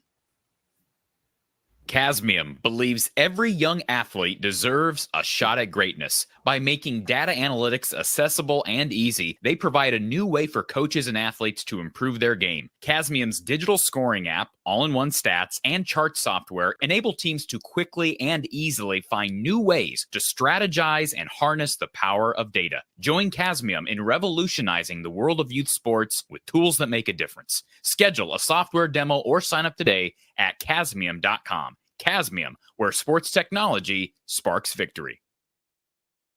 Do you ever ask yourself, how would my life be different if I had made different choices? Would I be happier? More wealthy? Here's a humorous novel that explores that question, venturing back to that magical time in the early 90s when grunge was taking over big hair bands. It was just when our hero, Amy Gare, began to face the real world. You Hawkeye fans just might enjoy the setting as well. Goodbye Def Leppard, I'll Miss Those Jeans by Steph Kramer can be found on Amazon or Barnes & Noble, and it's free for Kindle Unlimited subscribers. Of course, Brad Van Meter, also a part of our show. Get a free quote on whatever type of insurance you are in need of, and certainly check to see if Brad can help you on rates, including on homeowners insurance. And as everybody's found out here in the last couple of seasons, last couple of years, everybody needs good homeowners rates and good homeowners coverage with an agent that cares about you and your family, your needs. Give Brad a call, 515-256-6480. Or visit him online at bradvanmeter.com. That's Brad Van Meter down at State Farm on Fleur Drive in Des Moines. We are back here with Coach Don Patterson. And Don, I want to talk a little bit about Caleb Johnson. We discussed him earlier, but a great bounce-back performance for Caleb, who is our RTI Threads player of the game. 21 attempts for $188 and 3 touchdowns. And although his season on the national scale is being somewhat overridden by the performance of a guy from Boise State who is kind of a phenom, he has just been so consistent. You mentioned cutting back in at the end of the first half, creating extra yardage, and that almost just screamed like learning from film study to me. Now, maybe that's not what happened, but you talked about it on the postgame show last week, and we saw a difference there, and a critical point where he realizes, hey, we're running out of time. I got to make a play, see if I can get him in scoring territory. He did just that. And then Drew Stevens, who, let's give a shout out to that young man, regardless of the 51-yard, how close that was to not being good. 4 of 4. He's been terrific. He's missed 1 kick all season. And but anyways, Caleb Johnson put him in scoring range here at the end of the first half, and he seems to have really become that consistent all-around back that Iowa's been lacking for years. Absolutely true. He's 10 for 11. It wouldn't surprise me if he has 9 more kicks. He's 19 for 20. He really is. I guess you'd say no kicker is automatic, but he's as close to automatic as you'll ever find. And I did like Tim's optimism for the game. He predicted, I believe it was 37-10. No, wait a minute. Yeah, I think he said 37-10, and I quickly thought, well, that means he's going to be 3 for 3 on field goals next week. I'm sure Tim's thinking 4 touchdowns, 3 for 3 on field goals. That makes 37. And, of course, 4 for 4 on PATs. Good stuff. Again, RTI Threads player of the game, Caleb Johnson. It could have easily been Drew Stevens and could have easily been Aaron Graves. Those guys showed out yesterday. And heck, Reese Dakin had a great performance as well. And that offensive line was really good when they needed to be. Let's go to our, I think, our last Iowa Smokehouse caller of the day. James, welcome to the show. Let's try it again. Let's go to our last Iowa Smokehouse caller of the day. James, welcome to the show. No, it didn't work the second time either. Wow. All right. James is not with us. So James, try to fix your device and maybe we can get you back here in a second. A couple of go ahead, Don, if you had something. I'm just going to say one development that we haven't actually touched on, Cory, but we predicted just a week ago that it might be the next logical step, and that was 3rd and 1 on the plus 26 in trots number 1. And he fakes a fly sweep and keeps the ball for an easy 5-yard gain on 3rd and 1. And the next step for him would be play action pass. So that's coming too. Maybe not against the Spartans, but you can bet it's just a matter of time. We've already seen Brendan go on the field and short yardage out in the field now. The next step might be a play action pass when we would normally expect to run the ball, of course. Any reason to think he's in the doghouse with that little bit of a brain fart there where he tries to toss the ball when the fumbled snap? I mean, it's one mistake there, and of course it didn't cost them. But I would certainly give him a poor decision. He was fortunate. Obviously, he would say, well, I knew I could throw it forward and avoid the lost yardage. He threw it forward, but not by much. Did he throw it forward? Because somebody yesterday said he threw it backward, and I thought he threw it forward when I watched. I believe it went forward, but only a slight amount forward, not much. Don, let's remind everybody real quick. We think we've got James back. Hit that like button, folks. We got about 230 people watching here late on a Sunday. Hit the like button. It helps Don and I to spread the show further and to more Hawkeye fans, and it helps us in the algorithms. Please do that. Very simple. If you've not subscribed, super simple, totally free. But again, hit that like button here. Everybody just take a moment to scroll down real quick. You don't have to turn us off at all. Just go down and hit that like button. And we appreciate that here in advance. I'm going to actually go quick fire, unlike the other Cory. Breehawk65 says that Ohio State loss wasn't good. They need to lose one more for now.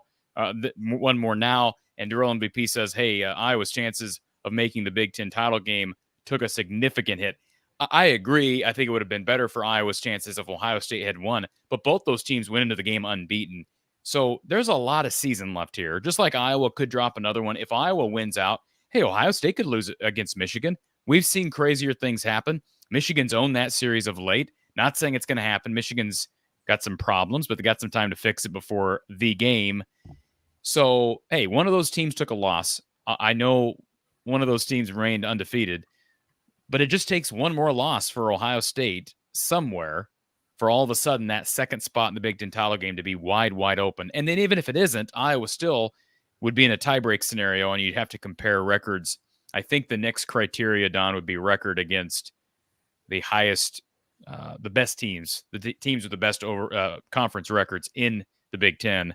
Right. But again, all these tiebreaker scenarios, USC is out of it from a perspective of if Iowa wins out, they've got a better Big Ten record than USC at this point. They've got 2 Big Ten losses. You've got Oregon with none, Ohio State with 1, Indiana. Let's not forget Penn State. Yeah, and that hurt. I think that hurt just as much. I would have much rather see USC take down Penn State. So that one hurts. But Penn State's going to play Ohio State, correct? I believe. I think so. So somebody's going to lose. I'm just saying there's going to be losses in there. Now, not everybody's guaranteed to have 2 losses, but I wouldn't say it took a significant hit, Iowa's chances of going to the Big Ten title game. But I get the comment from Darrell.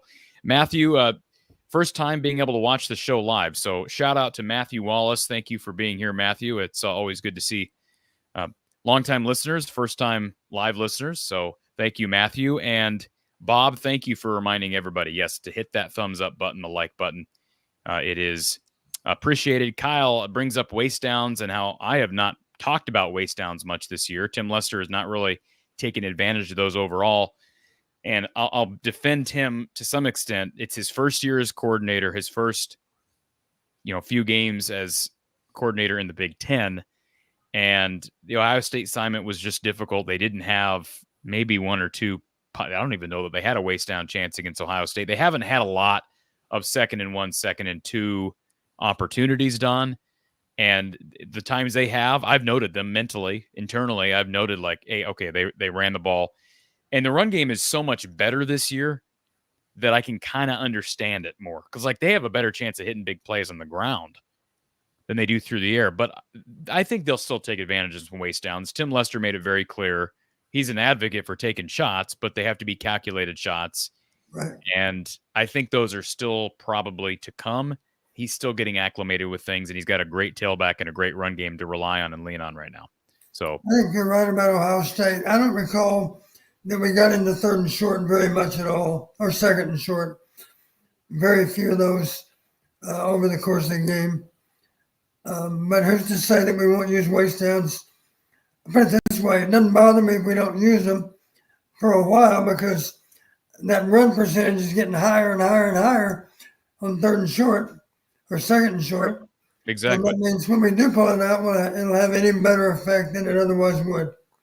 Let's go back to our Iowa Smokehouse call-in line. James, we got your audio Am I back. here now? There Yep. you go. I got. Oh, my bad. First off, I want to talk about what I talked to you about yesterday with Don. Don, I thought you couldn't challenge inside 2 minutes if you're a coach. I'm not sure. I'm not sure what that.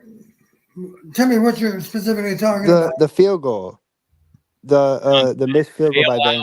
Let me explain it, James. They allowed Okay. Kirk to challenge before saying it was non-reviewable, but the understanding from a lot of people on this very show was that coaches were not allowed to challenge a play inside of 2 minutes during either half. Inside of 2 minutes in the second quarter, inside 2 minutes in the fourth quarter. Is that not correct? Typically, coaches in the past have not been able to review or throw the challenge flag under 2 minutes. Is that just in the NFL? I'm not sure, Cory. Okay. I'm sure every head coach knows that, but as you know, rules do change from time to time, and I'm not sure what the status is of that particular rule. And I mentioned yesterday that we did get a change with the 2 minute scenario with the 2 minute warning this year. So maybe that was a rule change that I'm not aware of. But the bottom line is, James, I get why you're asking the question, but the bottom line is he didn't really challenge. No, right? yeah. I was just asking. I didn't know like if there was a rule that changed it. But then the other question I got is why did we not get the timeout back? Then Don, if it's not reviewable play, why did we not get the timeout back? I didn't. The only thing I said it yesterday, Don, but it did stop. They were able to huddle up and it stopped the game by throwing the challenge flag. So It was a missed field goal, so wasn't the clock stopped already? Or it was a made field goal, so they're doing the kickoff. So wasn't the clock stopped already? I'm not talking about the clock. I'm just talking about it stopped the game. Like they threw the challenge flag, treated it like a timeout. Whether he was able to review that or not, to me, when you throw that flag, you are charged a timeout, whether it's able to actually be reviewed or not. That may be a technicality in the rule book. I don't know. Doesn't sound like Donnie knows either. Sure. So, yeah. I just didn't know if he knew any of those rules because I didn't know. I get your point of that too, but also if it wasn't reviewable, they should have told him it wasn't reviewable. Then we still would have had our timeout back. Is the way I look at it, right? If it wasn't reviewable, they should be like, you can't review that, and then we would have not lost that timeout anyway. Could have made a difference, but they shouldn't have called the timeout with 13 seconds on either. No, definitely, you're not wrong that way. Definitely, for sure. But I feel like I kind of agree with you. Like you don't know what the Big Ten. I was talking to my friends. I feel like the Big Ten's very weird, where you have like those top 4 teams. And the bottom like 4 or 5 teams, and then everything in the middle is just muddy water, if that makes sense. Like there's a lot of muddy water in the middle of like teams that are just like the same kind of, if that makes sense, right? Like kind of like the same matchups, and I think that's kind of how it is. And it kind of is. You just don't know what you're gonna get on some days, but you do know those kind of. I think those bottom 4 teams, the top 4 teams, and everything else in the middle is just like a mesh. Well, and Iowa's proven, we talked about this last week after the loss against Ohio State, Iowa's proven that they typically beat those teams that are middling in the conference. Yeah. Even if they're close games, they typically win those games. So we'll see if that trend continues. Yeah, no, that's for sure. That's how I feel like the Big Ten's kind of looked this year. It's kind of like you have, who Oregon, Ohio State, Penn State, obviously your top 3.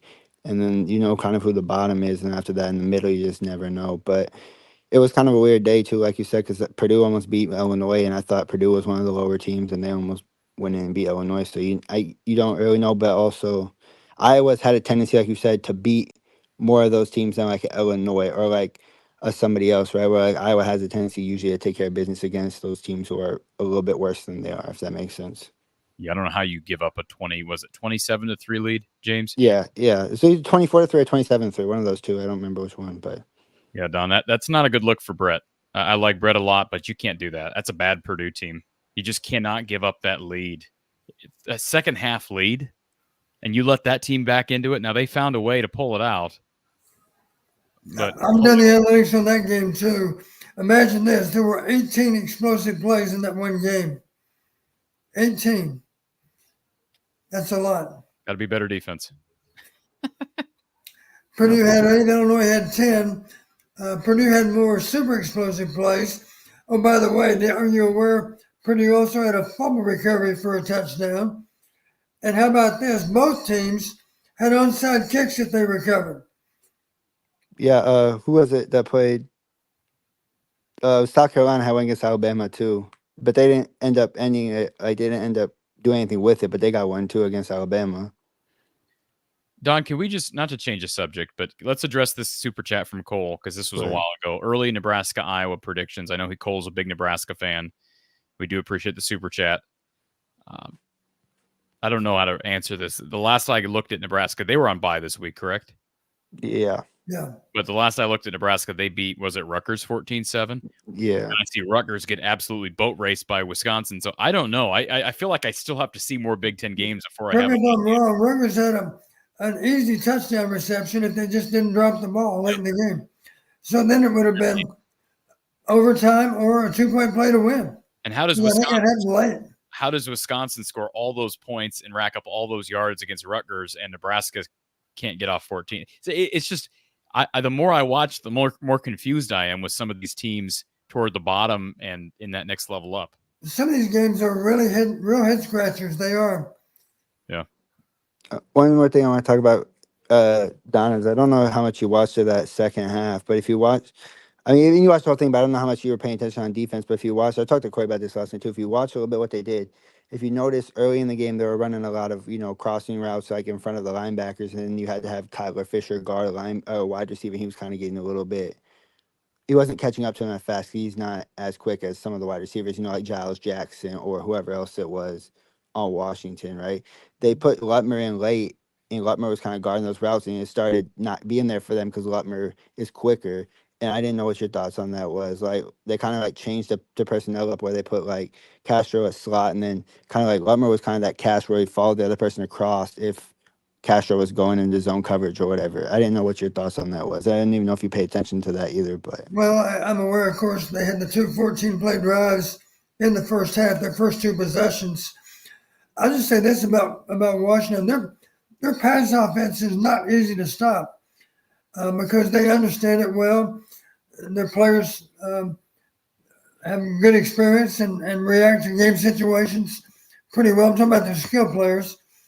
And I do think over time we've started reacting better to what they were trying to do to us. And that certainly had a lot to do with the way the game played out. The bottom line, they're a very explosive offense. They put up a lot of big plays this year, a lot of yards. They didn't have so many yesterday. We did a good job containing them and a good job of keeping their offense on the bench because we were doing a good job of possessing the ball with our own offense.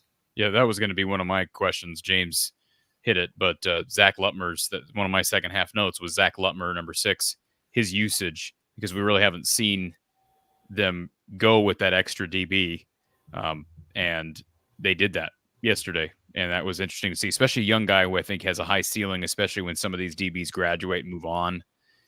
He's going to have a chance to start, I'm assuming, at safety. So anyways, good point, James.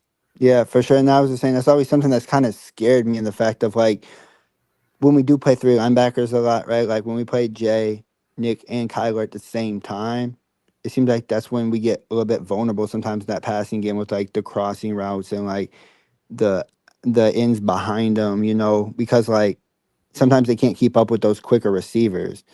And that was, I think, the first time in a while where I've seen them actually try to do something different, and I feel like it actually worked. Because like I think there's some points last year where Kyler did, and Kyler's a great player when it comes to run stop and when it comes to the other stuff sometimes, right? But he's not the quickest. So I just see sometimes last year where like they would pick on him. They would try to get that mismatch with him out on a wide receiver, especially a slot wide receiver who's usually quicker than an outside receiver based off the team.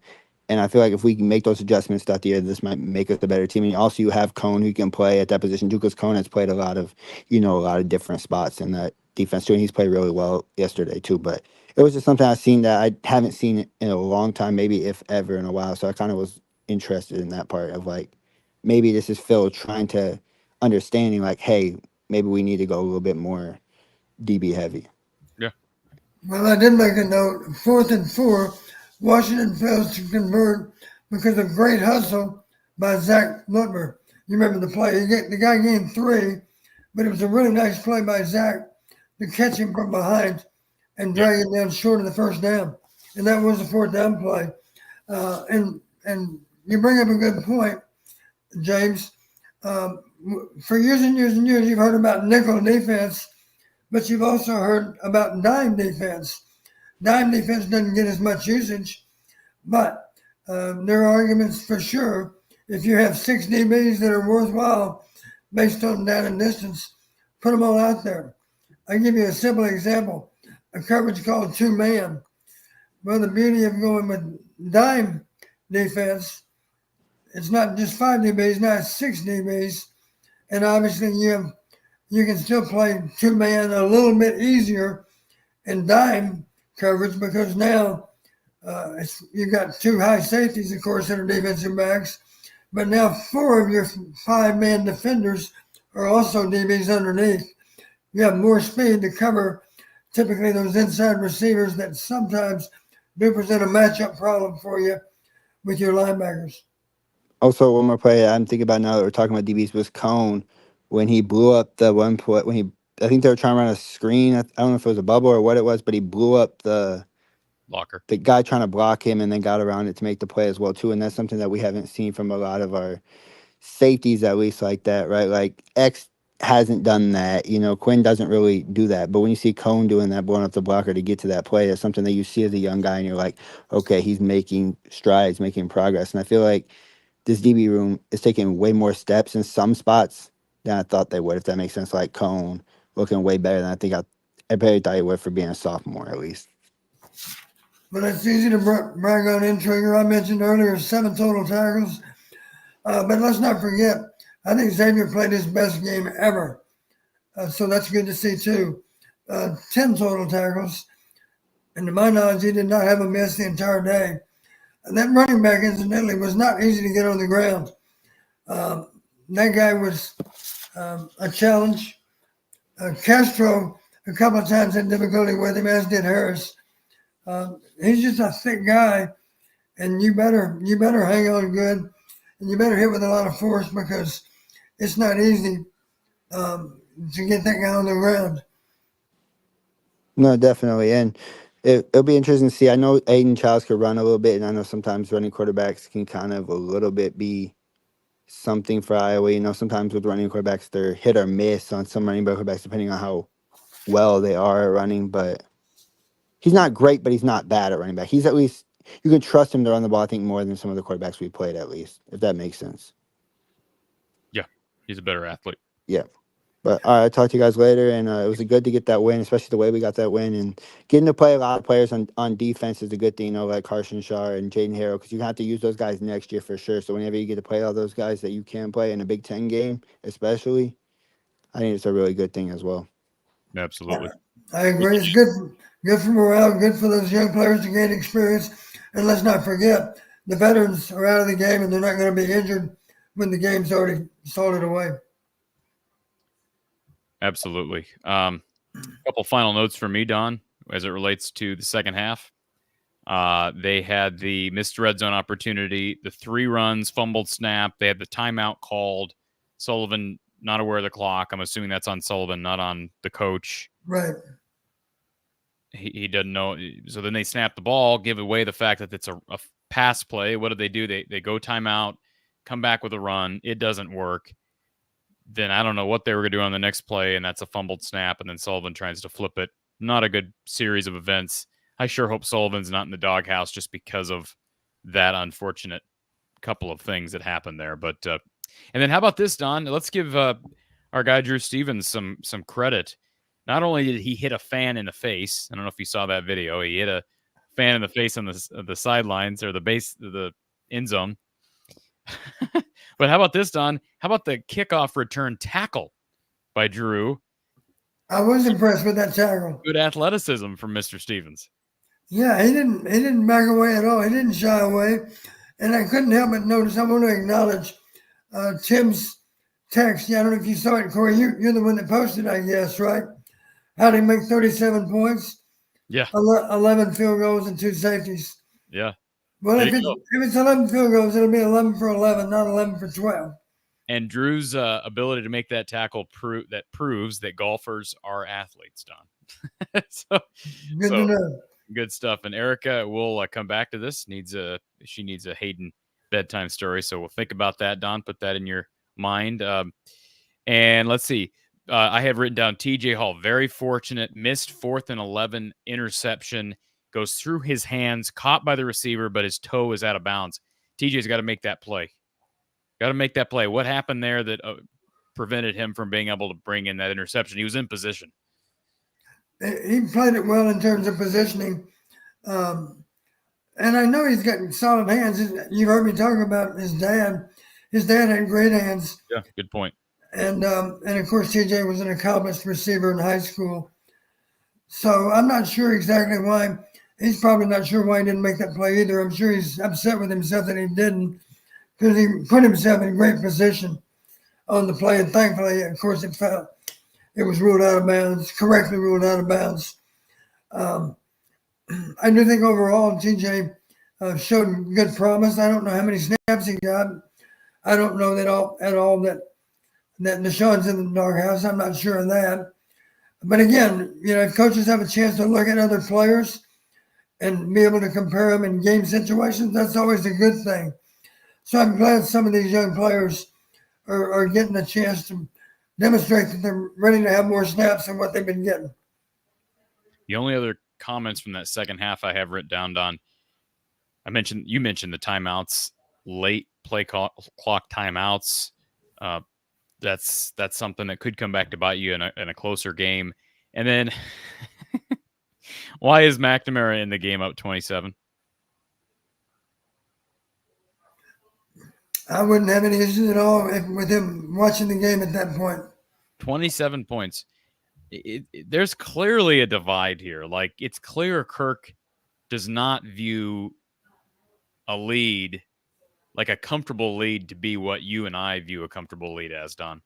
He just doesn't. Like, it's got to be 30 plus for him to start feeling okay. I don't get that with that defense, but he's made this. This is not just this year. This is a pattern for Kirk. And that was what, midway in the fourth quarter? When were we up? I don't have that written down, but that sounds right. Yeah. Let's see, what would have been the score at that point? A 37-10? Or no, that wouldn't have been 30. No, it would have been 40 to. We were 40 before they became 16, right?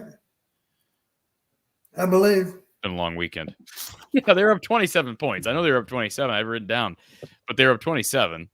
40 to, well, no, it wasn't 40 to 13. No, it wasn't 40 to 13. That's what I'm trying to figure out. 37 to 10, I guess. Was there a field goal to make it 40? Yeah, there was. 37-10. That's what it was. And he was still in the game. I don't understand that. 27 points isn't good enough in the fourth quarter, Don. What? The defense is not giving up 27 points in the fourth quarter. Right. I don't get it. I just don't get that. Anyways. All right. Yeah. Cory's making a mountain out of a molehill, I guess. But anyways, all right. Before we get to our final comments on Michigan State and that bedtime story for Erica, a reminder to everybody, if you've not done this, go over to Ascent Nutrition and check out their great products, folks. This is an Iowa company, a guy with strong Iowa roots. He graduated from the University of Iowa, and you can get these 2 marquee products, this bundle, for 15% off, courtesy of our friends over at Ascent Nutrition. And again, this owner of this company, this great company, is Lance Shuttler. As I've continued to get to know Lance, the more I get to know his drive and his desire to help Hawkeye fans and people across the country feel better on a day-to-day basis. This is a proud U.S.-based Iowa company. They go through rigorous third-party testing, so you know what you're getting is organic, it's wild harvested, it's pure, and it's good for you. And these are the 2 products that we're highlighting today. This bundle, humic and fulvic acid, the pine needle extract. Hawkeyes 15 is the code right here, folks. Hawkeyes 15. I'll highlight it so you can see. That's the code at checkout. Hawkeyes 15. Support your gut health, your energy levels, your brain health, clarity, and the pine needle extract actually tastes great. This is a limited time offer, folks. Use the code Hawkeyes15 at checkout. This is the landing page. The link is in the description. Go ascentnutrition.com/Hawkeyes. And of course, we've been talking at length about RTI Threads. Be sure to go over to rtithreads.com and shop a number of great Hawkeye athletes, including Cooper DeJean, who has moved on but still a part of the RTI Threads family, Josh Dix, Aaron Graves, Carson Shire, Peyton Sandfort, Owen Freeman, a lot of superstars. And how about this, the Swarm Baseball partnership? This can all be found at rtithreads.com, and then click on NIL athletes. You can browse the many, many options and read more about RTI Threads and kind of the history of this great company and the many ventures of this great company. It's out of Sioux City, proud supporter of Hawkeye athletics and the Hawkeye players that we all tune in to watch each and every week. Our RTI Threads player of the game yesterday was Caleb Johnson. Another big performance from Caleb. 21 attempts, 188 yards, 3 touchdowns. That's 1 touchdown through the air, 2 on the ground, and he is our RTI Threads player of the game. Trying to figure out, did I miss anything, Don, as it relates to this game? I went through all my notes. I think we hit everything. There was a lot, like I said at the outset, a lot happened during this one. But overall, I mean, final takeaways, you got to be impressed with 40-16, because this was a Washington team that people were starting to get a little bit uneasy regarding heading into the game because, hey, they knock off Michigan by 2 scores last week. And the offensive numbers were pretty darn impressive. And in spite of losing in total yardage, the Hawkeyes got it done in Kinnick. And like you said, this looks like a team that can compete in late November. And that's what you want with the schedule. Yeah. Let's not forget the point spread in Vegas, I believe, was what, 3.5 or less? It got closer even as the game approached. Basically right? a toss-up if it's on a neutral field, right? Yeah. Vegas typically gives you 2.5 to 3 points for home field. So do you think Vegas might have been surprised that it was such a huge spread? I'm sure they were. But those players weren't that surprised because they were determined to set the record straight. We're one hell of a lot better than what we showed a week ago. I give Ohio State a lot of credit for that. But I give our guys credit for having a lot of pride in what they do. And that pride's going to carry them a long, long way before this season's over. I'm confident in saying that. Character does win out. We have great character. David wants me to ask Kirk why Cade was still in the game on Tuesday. So here's the problem, David. I'm not there every week for availability, and we don't get Kirk over Zoom. So I am over 2.5. Well, not over. I'm over 2 hours away. I made it down. I was down there for Iowa Women's Basketball Media Day, but I'm just not able to be there every week. It's a great question. And if we get a chance to ask Tim Lester, we should start getting Tim Lester and, well, assistant coaches in general. I don't know about the coordinators because they speak with the media during the bye weeks. So we may not get them over Zoom, unfortunately. But, yeah, I don't know who else could I ask? That's more of a Kirk or Tim question. So would love to ask it. But again, unfortunately not able to unless we get availability over Zoom. Last couple questions here. Destiny Pirate says Iowa coaching is showing out in the Hawkeyes execution. How do we keep them playing so confidently? More big play targets and exotics to open up the field, possibly, Don? I'd like to think so, absolutely. You've heard me say before, trick plays make a lot of sense. They really do. And the simple example I use, I just take you back to the Big Ten championship game with Cade McNamara playing quarterback for Michigan that day. Michigan had 4 exotics in that game. They were worth 159 yards. And I didn't see Michigan apologizing for having to use trick plays. That's just smart football. You do whatever you need to do to get the win. And if you can fool the opponent, that's simply part of the game. And the best coaches find a way, one way or the other, to fool the other team with their play calling and with trick plays too. Speaking of play calling, OS for Hawks wants to know why not more play action when KJ's in the backfield. Is that coming, Don, as they build tendency? You'd like to think so, absolutely. Brian Ulrich, can you talk specifically about the Iowa 33-yard passing touchdown, what you saw? Was that the Dayton Howard play? Yes, I think it was. We kind of talked about that earlier, Don, but just good play design and well-timed on a first down. Yeah, no, recall, there's some kind of play action. I can't remember what it was. Maybe it was just a flash fake to a motion man. I can't remember. But there was something in the backfield, not to mention an over route. It actually works across the formation. So in that aspect, there was action one way and an over route the other way. Action was to the right, over route was moving to the left. It was a well-designed play, and it couldn't have been thrown much better. Z-Man, really appreciate this comment. Hawkeye fans, how do not more of you subscribe to From the Hawkeye of the Storm? We're all diehard Hawkeye fans. Let's show some love. It takes enormous time, effort, and whatnot to bring this expertise. Well, thank you, Z-Man. Do appreciate that. Those comments are always much appreciated. So, again, Iowa defeating Washington 40-16, and Iowa now will take the trip out to East Lansing to take on a more familiar foe. This, of course, was Iowa's first chance against the new 4 teams joining from the Pac-12 in Washington, USC, UCLA, and Oregon. But now the Hawkeyes will play at Michigan State this coming Saturday, and it's a night game in East Lansing, Don. But this is a Michigan State team I think is vulnerable. We talked about Aiden Childs earlier. He's not shown anything to me. He's shown at times, I think, lack of awareness on the football field. He's a young quarterback that didn't come with a lot of experience when he transferred over with his head coach from Oregon State. He's got good feet. His arm has been susceptible, and his decision-making hasn't always been good. I think it's a vulnerable team. I think Iowa wins by a couple of scores. I'm not making any score predictions right now, but just give us some things to watch for a NBC Peacock night game. Well, the one warning I always like to mention, teams that are not hitting on all cylinders, that's a kind way to say it, I guess.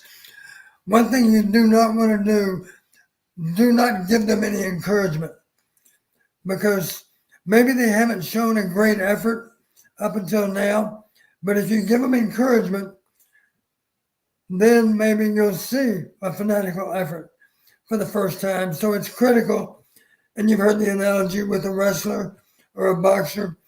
Don't allow your opponent to hang around and land a lucky punch in the case of a boxing match, or in the case of an unlikely fall in wrestling.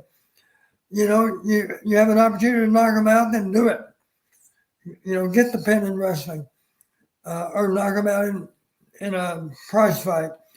Same thing applies to football. If you have a chance to knock them out, do it, because that'll give you a chance to play more players that deserve an opportunity to play. Gives you a chance to get your starters out. Gives you a chance to be a little fresher with those starters for the next game. And it's great for morale, of course, when the backups do get to play. A couple of really good players to watch. Jordan Turner, excellent linebacker for the Spartans, and their kicker I was familiar with, and they played him last year, Jonathan Kim. He's 9 of 9 on the season from field goal range. So, there's that. But I got to do more research on this team. Their last 2 games, they've gotten blown out by a combined 52 points, but they've played the 2 best teams in the conference, arguably the 2 best teams in the conference in Ohio State and Oregon. It's been a while since we've seen them against a team where they even have a chance, right, heading into the game. And you get a bye week off. What does that bye week do knowing that they get a night game and a night crowd. Who knows how big that crowd will be against a much more beatable opponent in Iowa than certainly Ohio State or Oregon. Well, is it hard to imagine that Michigan State, with the off week, didn't dedicate all of their time and energy to developing a game plan for Iowa? They have more time to prepare for us than we do them. That doesn't guarantee a win, of course. We had that same opportunity against Ohio State and didn't pay off. But I can certainly predict that Michigan State was working hard last week in preparation for the Iowa game, not just the upcoming practice days, but even here in the off week, they're working on a game plan to find a way to beat Iowa. We better be ready. Anything short of that is unacceptable. And frankly, it really reflects poorly on your football team if you cannot get ready each and every Saturday for the next game, because there are only so many opportunities you get. You need to make them all count. Our players do have that mindset. I just hope we can put it into action right from the opening kick, right up through the end of the first half and into the second half. Don't let up until you've got them safely put away. Sooner the better. Absolutely. And keep in mind that Tommy Schuster is the backup for Michigan State. I would not be shocked. This may be the first time Iowa, they played multiple quarterbacks, right? Troy played multiple guys. Illinois State played multiple guys. But Aiden Child's numbers are really, really suspect. On the season, throwing for just 56.6%. He's got a touchdown interception ratio of 5-8. He's taken 13 sacks. Now, Tommy Schuster has thrown the ball 21 times this year. He's 16-21, 76% through the air, and better passer rating. Although, again, how much of that was in garbage time? But Schuster is a guy who has experience. Don, where was he last year? I'm not sure. Where was he last year? Because for some reason, that name. I know he's like one of the older guys in the Big Ten, I believe, if I'm not mistaken. Let's see here. Yeah, sixth-year guy, and he was at. Where was he at before? This is going to bug me unless I can figure this out. He was at North Dakota. And so he was brought in back in January to compete with Aiden Childs, and I believe played a lot, if I'm not mistaken. Let me find his stats. So at North Dakota, threw for almost, over 2,200 yards in 2023, over 2,700 yards in 22, nearly 2,500 yards in 21, threw for almost 1,500 yards in 2020, and even played in 2019. How this guy's still in college, I don't know. But there's a guy, Don. I mean, North Dakota, that's a pretty good program right now. I can't speak to what they were throughout his tenure, but he played a lot. I'm almost surprised. I know Aiden Childs was a Jonathan Smith guy from Oregon State. I'm almost surprised Schuster hasn't played. I wouldn't be surprised to see maybe the bye week we get a change. If you're going to change quarterbacks, you might do it during the bye week, right? But let's not forget that Schuster a year ago or not just a year ago, but in his entire career, playing in the best FCS conference in the country. So if you're playing against South Dakota State, North Dakota State, that's very much like playing a team that might be in the Big Ten. Yeah, impressive stuff. I remember looking at those numbers when Smith got hired, and then they bring those two guys in. One was a Smith guy, so maybe some bias there. But just real quick, one more thing on Schuster before we go away from this. He was ranked 5th nationally and 2nd in the Missouri Valley Conference with completion percentage in 2023. Threw for 71%, had the 16th best passing efficiency rating in the country. I'm really surprised. I know it's different levels, Don, but I'm really surprised that young man has not gotten more snaps this season. I would not be surprised, given what I've seen from Aiden Childs, looking at the stats, if unless there's something else going on behind the scenes. But I'm guessing Schuster may play against Iowa and may play more heading into the home stretch of the season. Final thing, Erica wants a Hayden Fry bedtime story. Don, do you have one that comes to mind? Well, this comes to mind for me. take you back to 1985. We're playing Michigan State in Kinnick. We had thrashed Iowa State the week before, and as we're coming back from Ames, we learned that, or maybe I can't remember exactly when, but we learned shortly thereafter that we were likely to be the #1 ranked team that next week, and sure enough, we were. So it's our first chance to defend that #1 ranking. We're playing in Kinnick. Michigan State's got a sophomore running back. Didn't know much about him. Turned out he was pretty good. He was third for the Heisman that year as a sophomore. His name was Lorenzo White. The final that day was 35-31. You've heard me talk about this fact. They had a DB coach I had a lot of respect for. His name was Nick Saban. At the end of the game, though, it's 31-28. Michigan State. We're down on the goal line. Coach Fry calls a timeout. Chuck Long trots over to the bench, and Coach Fry tells him, "Charlie, I know just the play we're going to run." "What's that, Coach?" He said, "I want you to get in score left, 47 pop-out sucker." And he said, "Coach, are you sure?" He said, "Charlie, I'm sure. Run the play. And oh, by the way, be sure you demonstrate that you do, in fact, have the ball." A year before, we'd lost a game rather, to Michigan State in Kinnick. Chuck had run an option play on the goal line. They ruled that he didn't break the plane. A lot of Iowa fans to this day would tell you it was a bad call. But anyway, Coach Wright did tell Chuck, be sure that they know you got the ball. Well, you know what Chuck did? He took it to an extreme. He goes jogging into the end zone with the ball held above his head. And Chuck defended himself afterward by saying, "Coach Fry told me to be sure they knew I had the ball." So he was just showing the officials that he did have the ball. The funny part of it all, Chuck wasn't sure about the play. Coach Fry was. "Charlie, just run the play. It's there. Trust me, it's there." Now, he probably said that in part because Bill Snyder and I were in the press box, and we were telling Coach Fry that it was there too. So he was saying it with confidence. It wasn't just his opinion. It was also the opinion of the coaches in the press box that we could sucker him on the play and Chuck could jog into the corner of the end zone. That's what happened. Great stuff.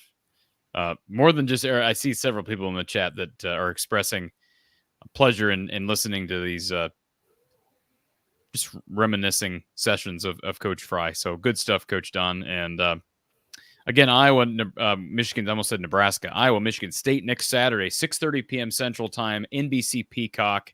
You can find the game there. Coach, we're going live right after. Is that the deal? Yes. Let me get my schedule straight. You don't have any games next week, do you? You don't have to call a game next week. Yeah. I'm not going to be at home that Saturday afternoon. I'm going to be at another football game. But by then, by the time that the Michigan State game kicks off, I should be safely in my hotel room watching the game, taking notes, even in real time. And that'll give us a chance to go on right after the game, Cory. Could be a late night, at least for me. I'm not going to keep you up all night, Don. But 6:30 p.m. kick from East Lansing, 7:30 East Lansing time. So interesting. And when is the short week? When do they get UCLA? That's in November? That's in November. So that's still a ways away. I saw somebody bring that up earlier. That's another game that, could be dangerous just because of the time travel. UCLA is not any good, but the time travel and whatnot in the short week, right? Because it's a Friday game. It's unfortunate that's a Friday game, but I think Kirk will have the guys ready. Folks, thank you for being here. I'm Cory Brada from the Hawkeye of the Storm. He's Coach John Patterson, who makes this show happen. And if you've not done it, get over to Iowa Smokehouse, folks. Get your orders in today. Use the code Hawkeyes for 15% off your total order with their thick and tender cuts of absolutely everything. Steak bites, jerky, meat sticks. Their barbecue sauce is great. So many different versions of that. Check it all out. iowasmokehouse.com. Use the code Hawkeyes for 15% off your order. Have a great night, folks, and we will talk to you soon.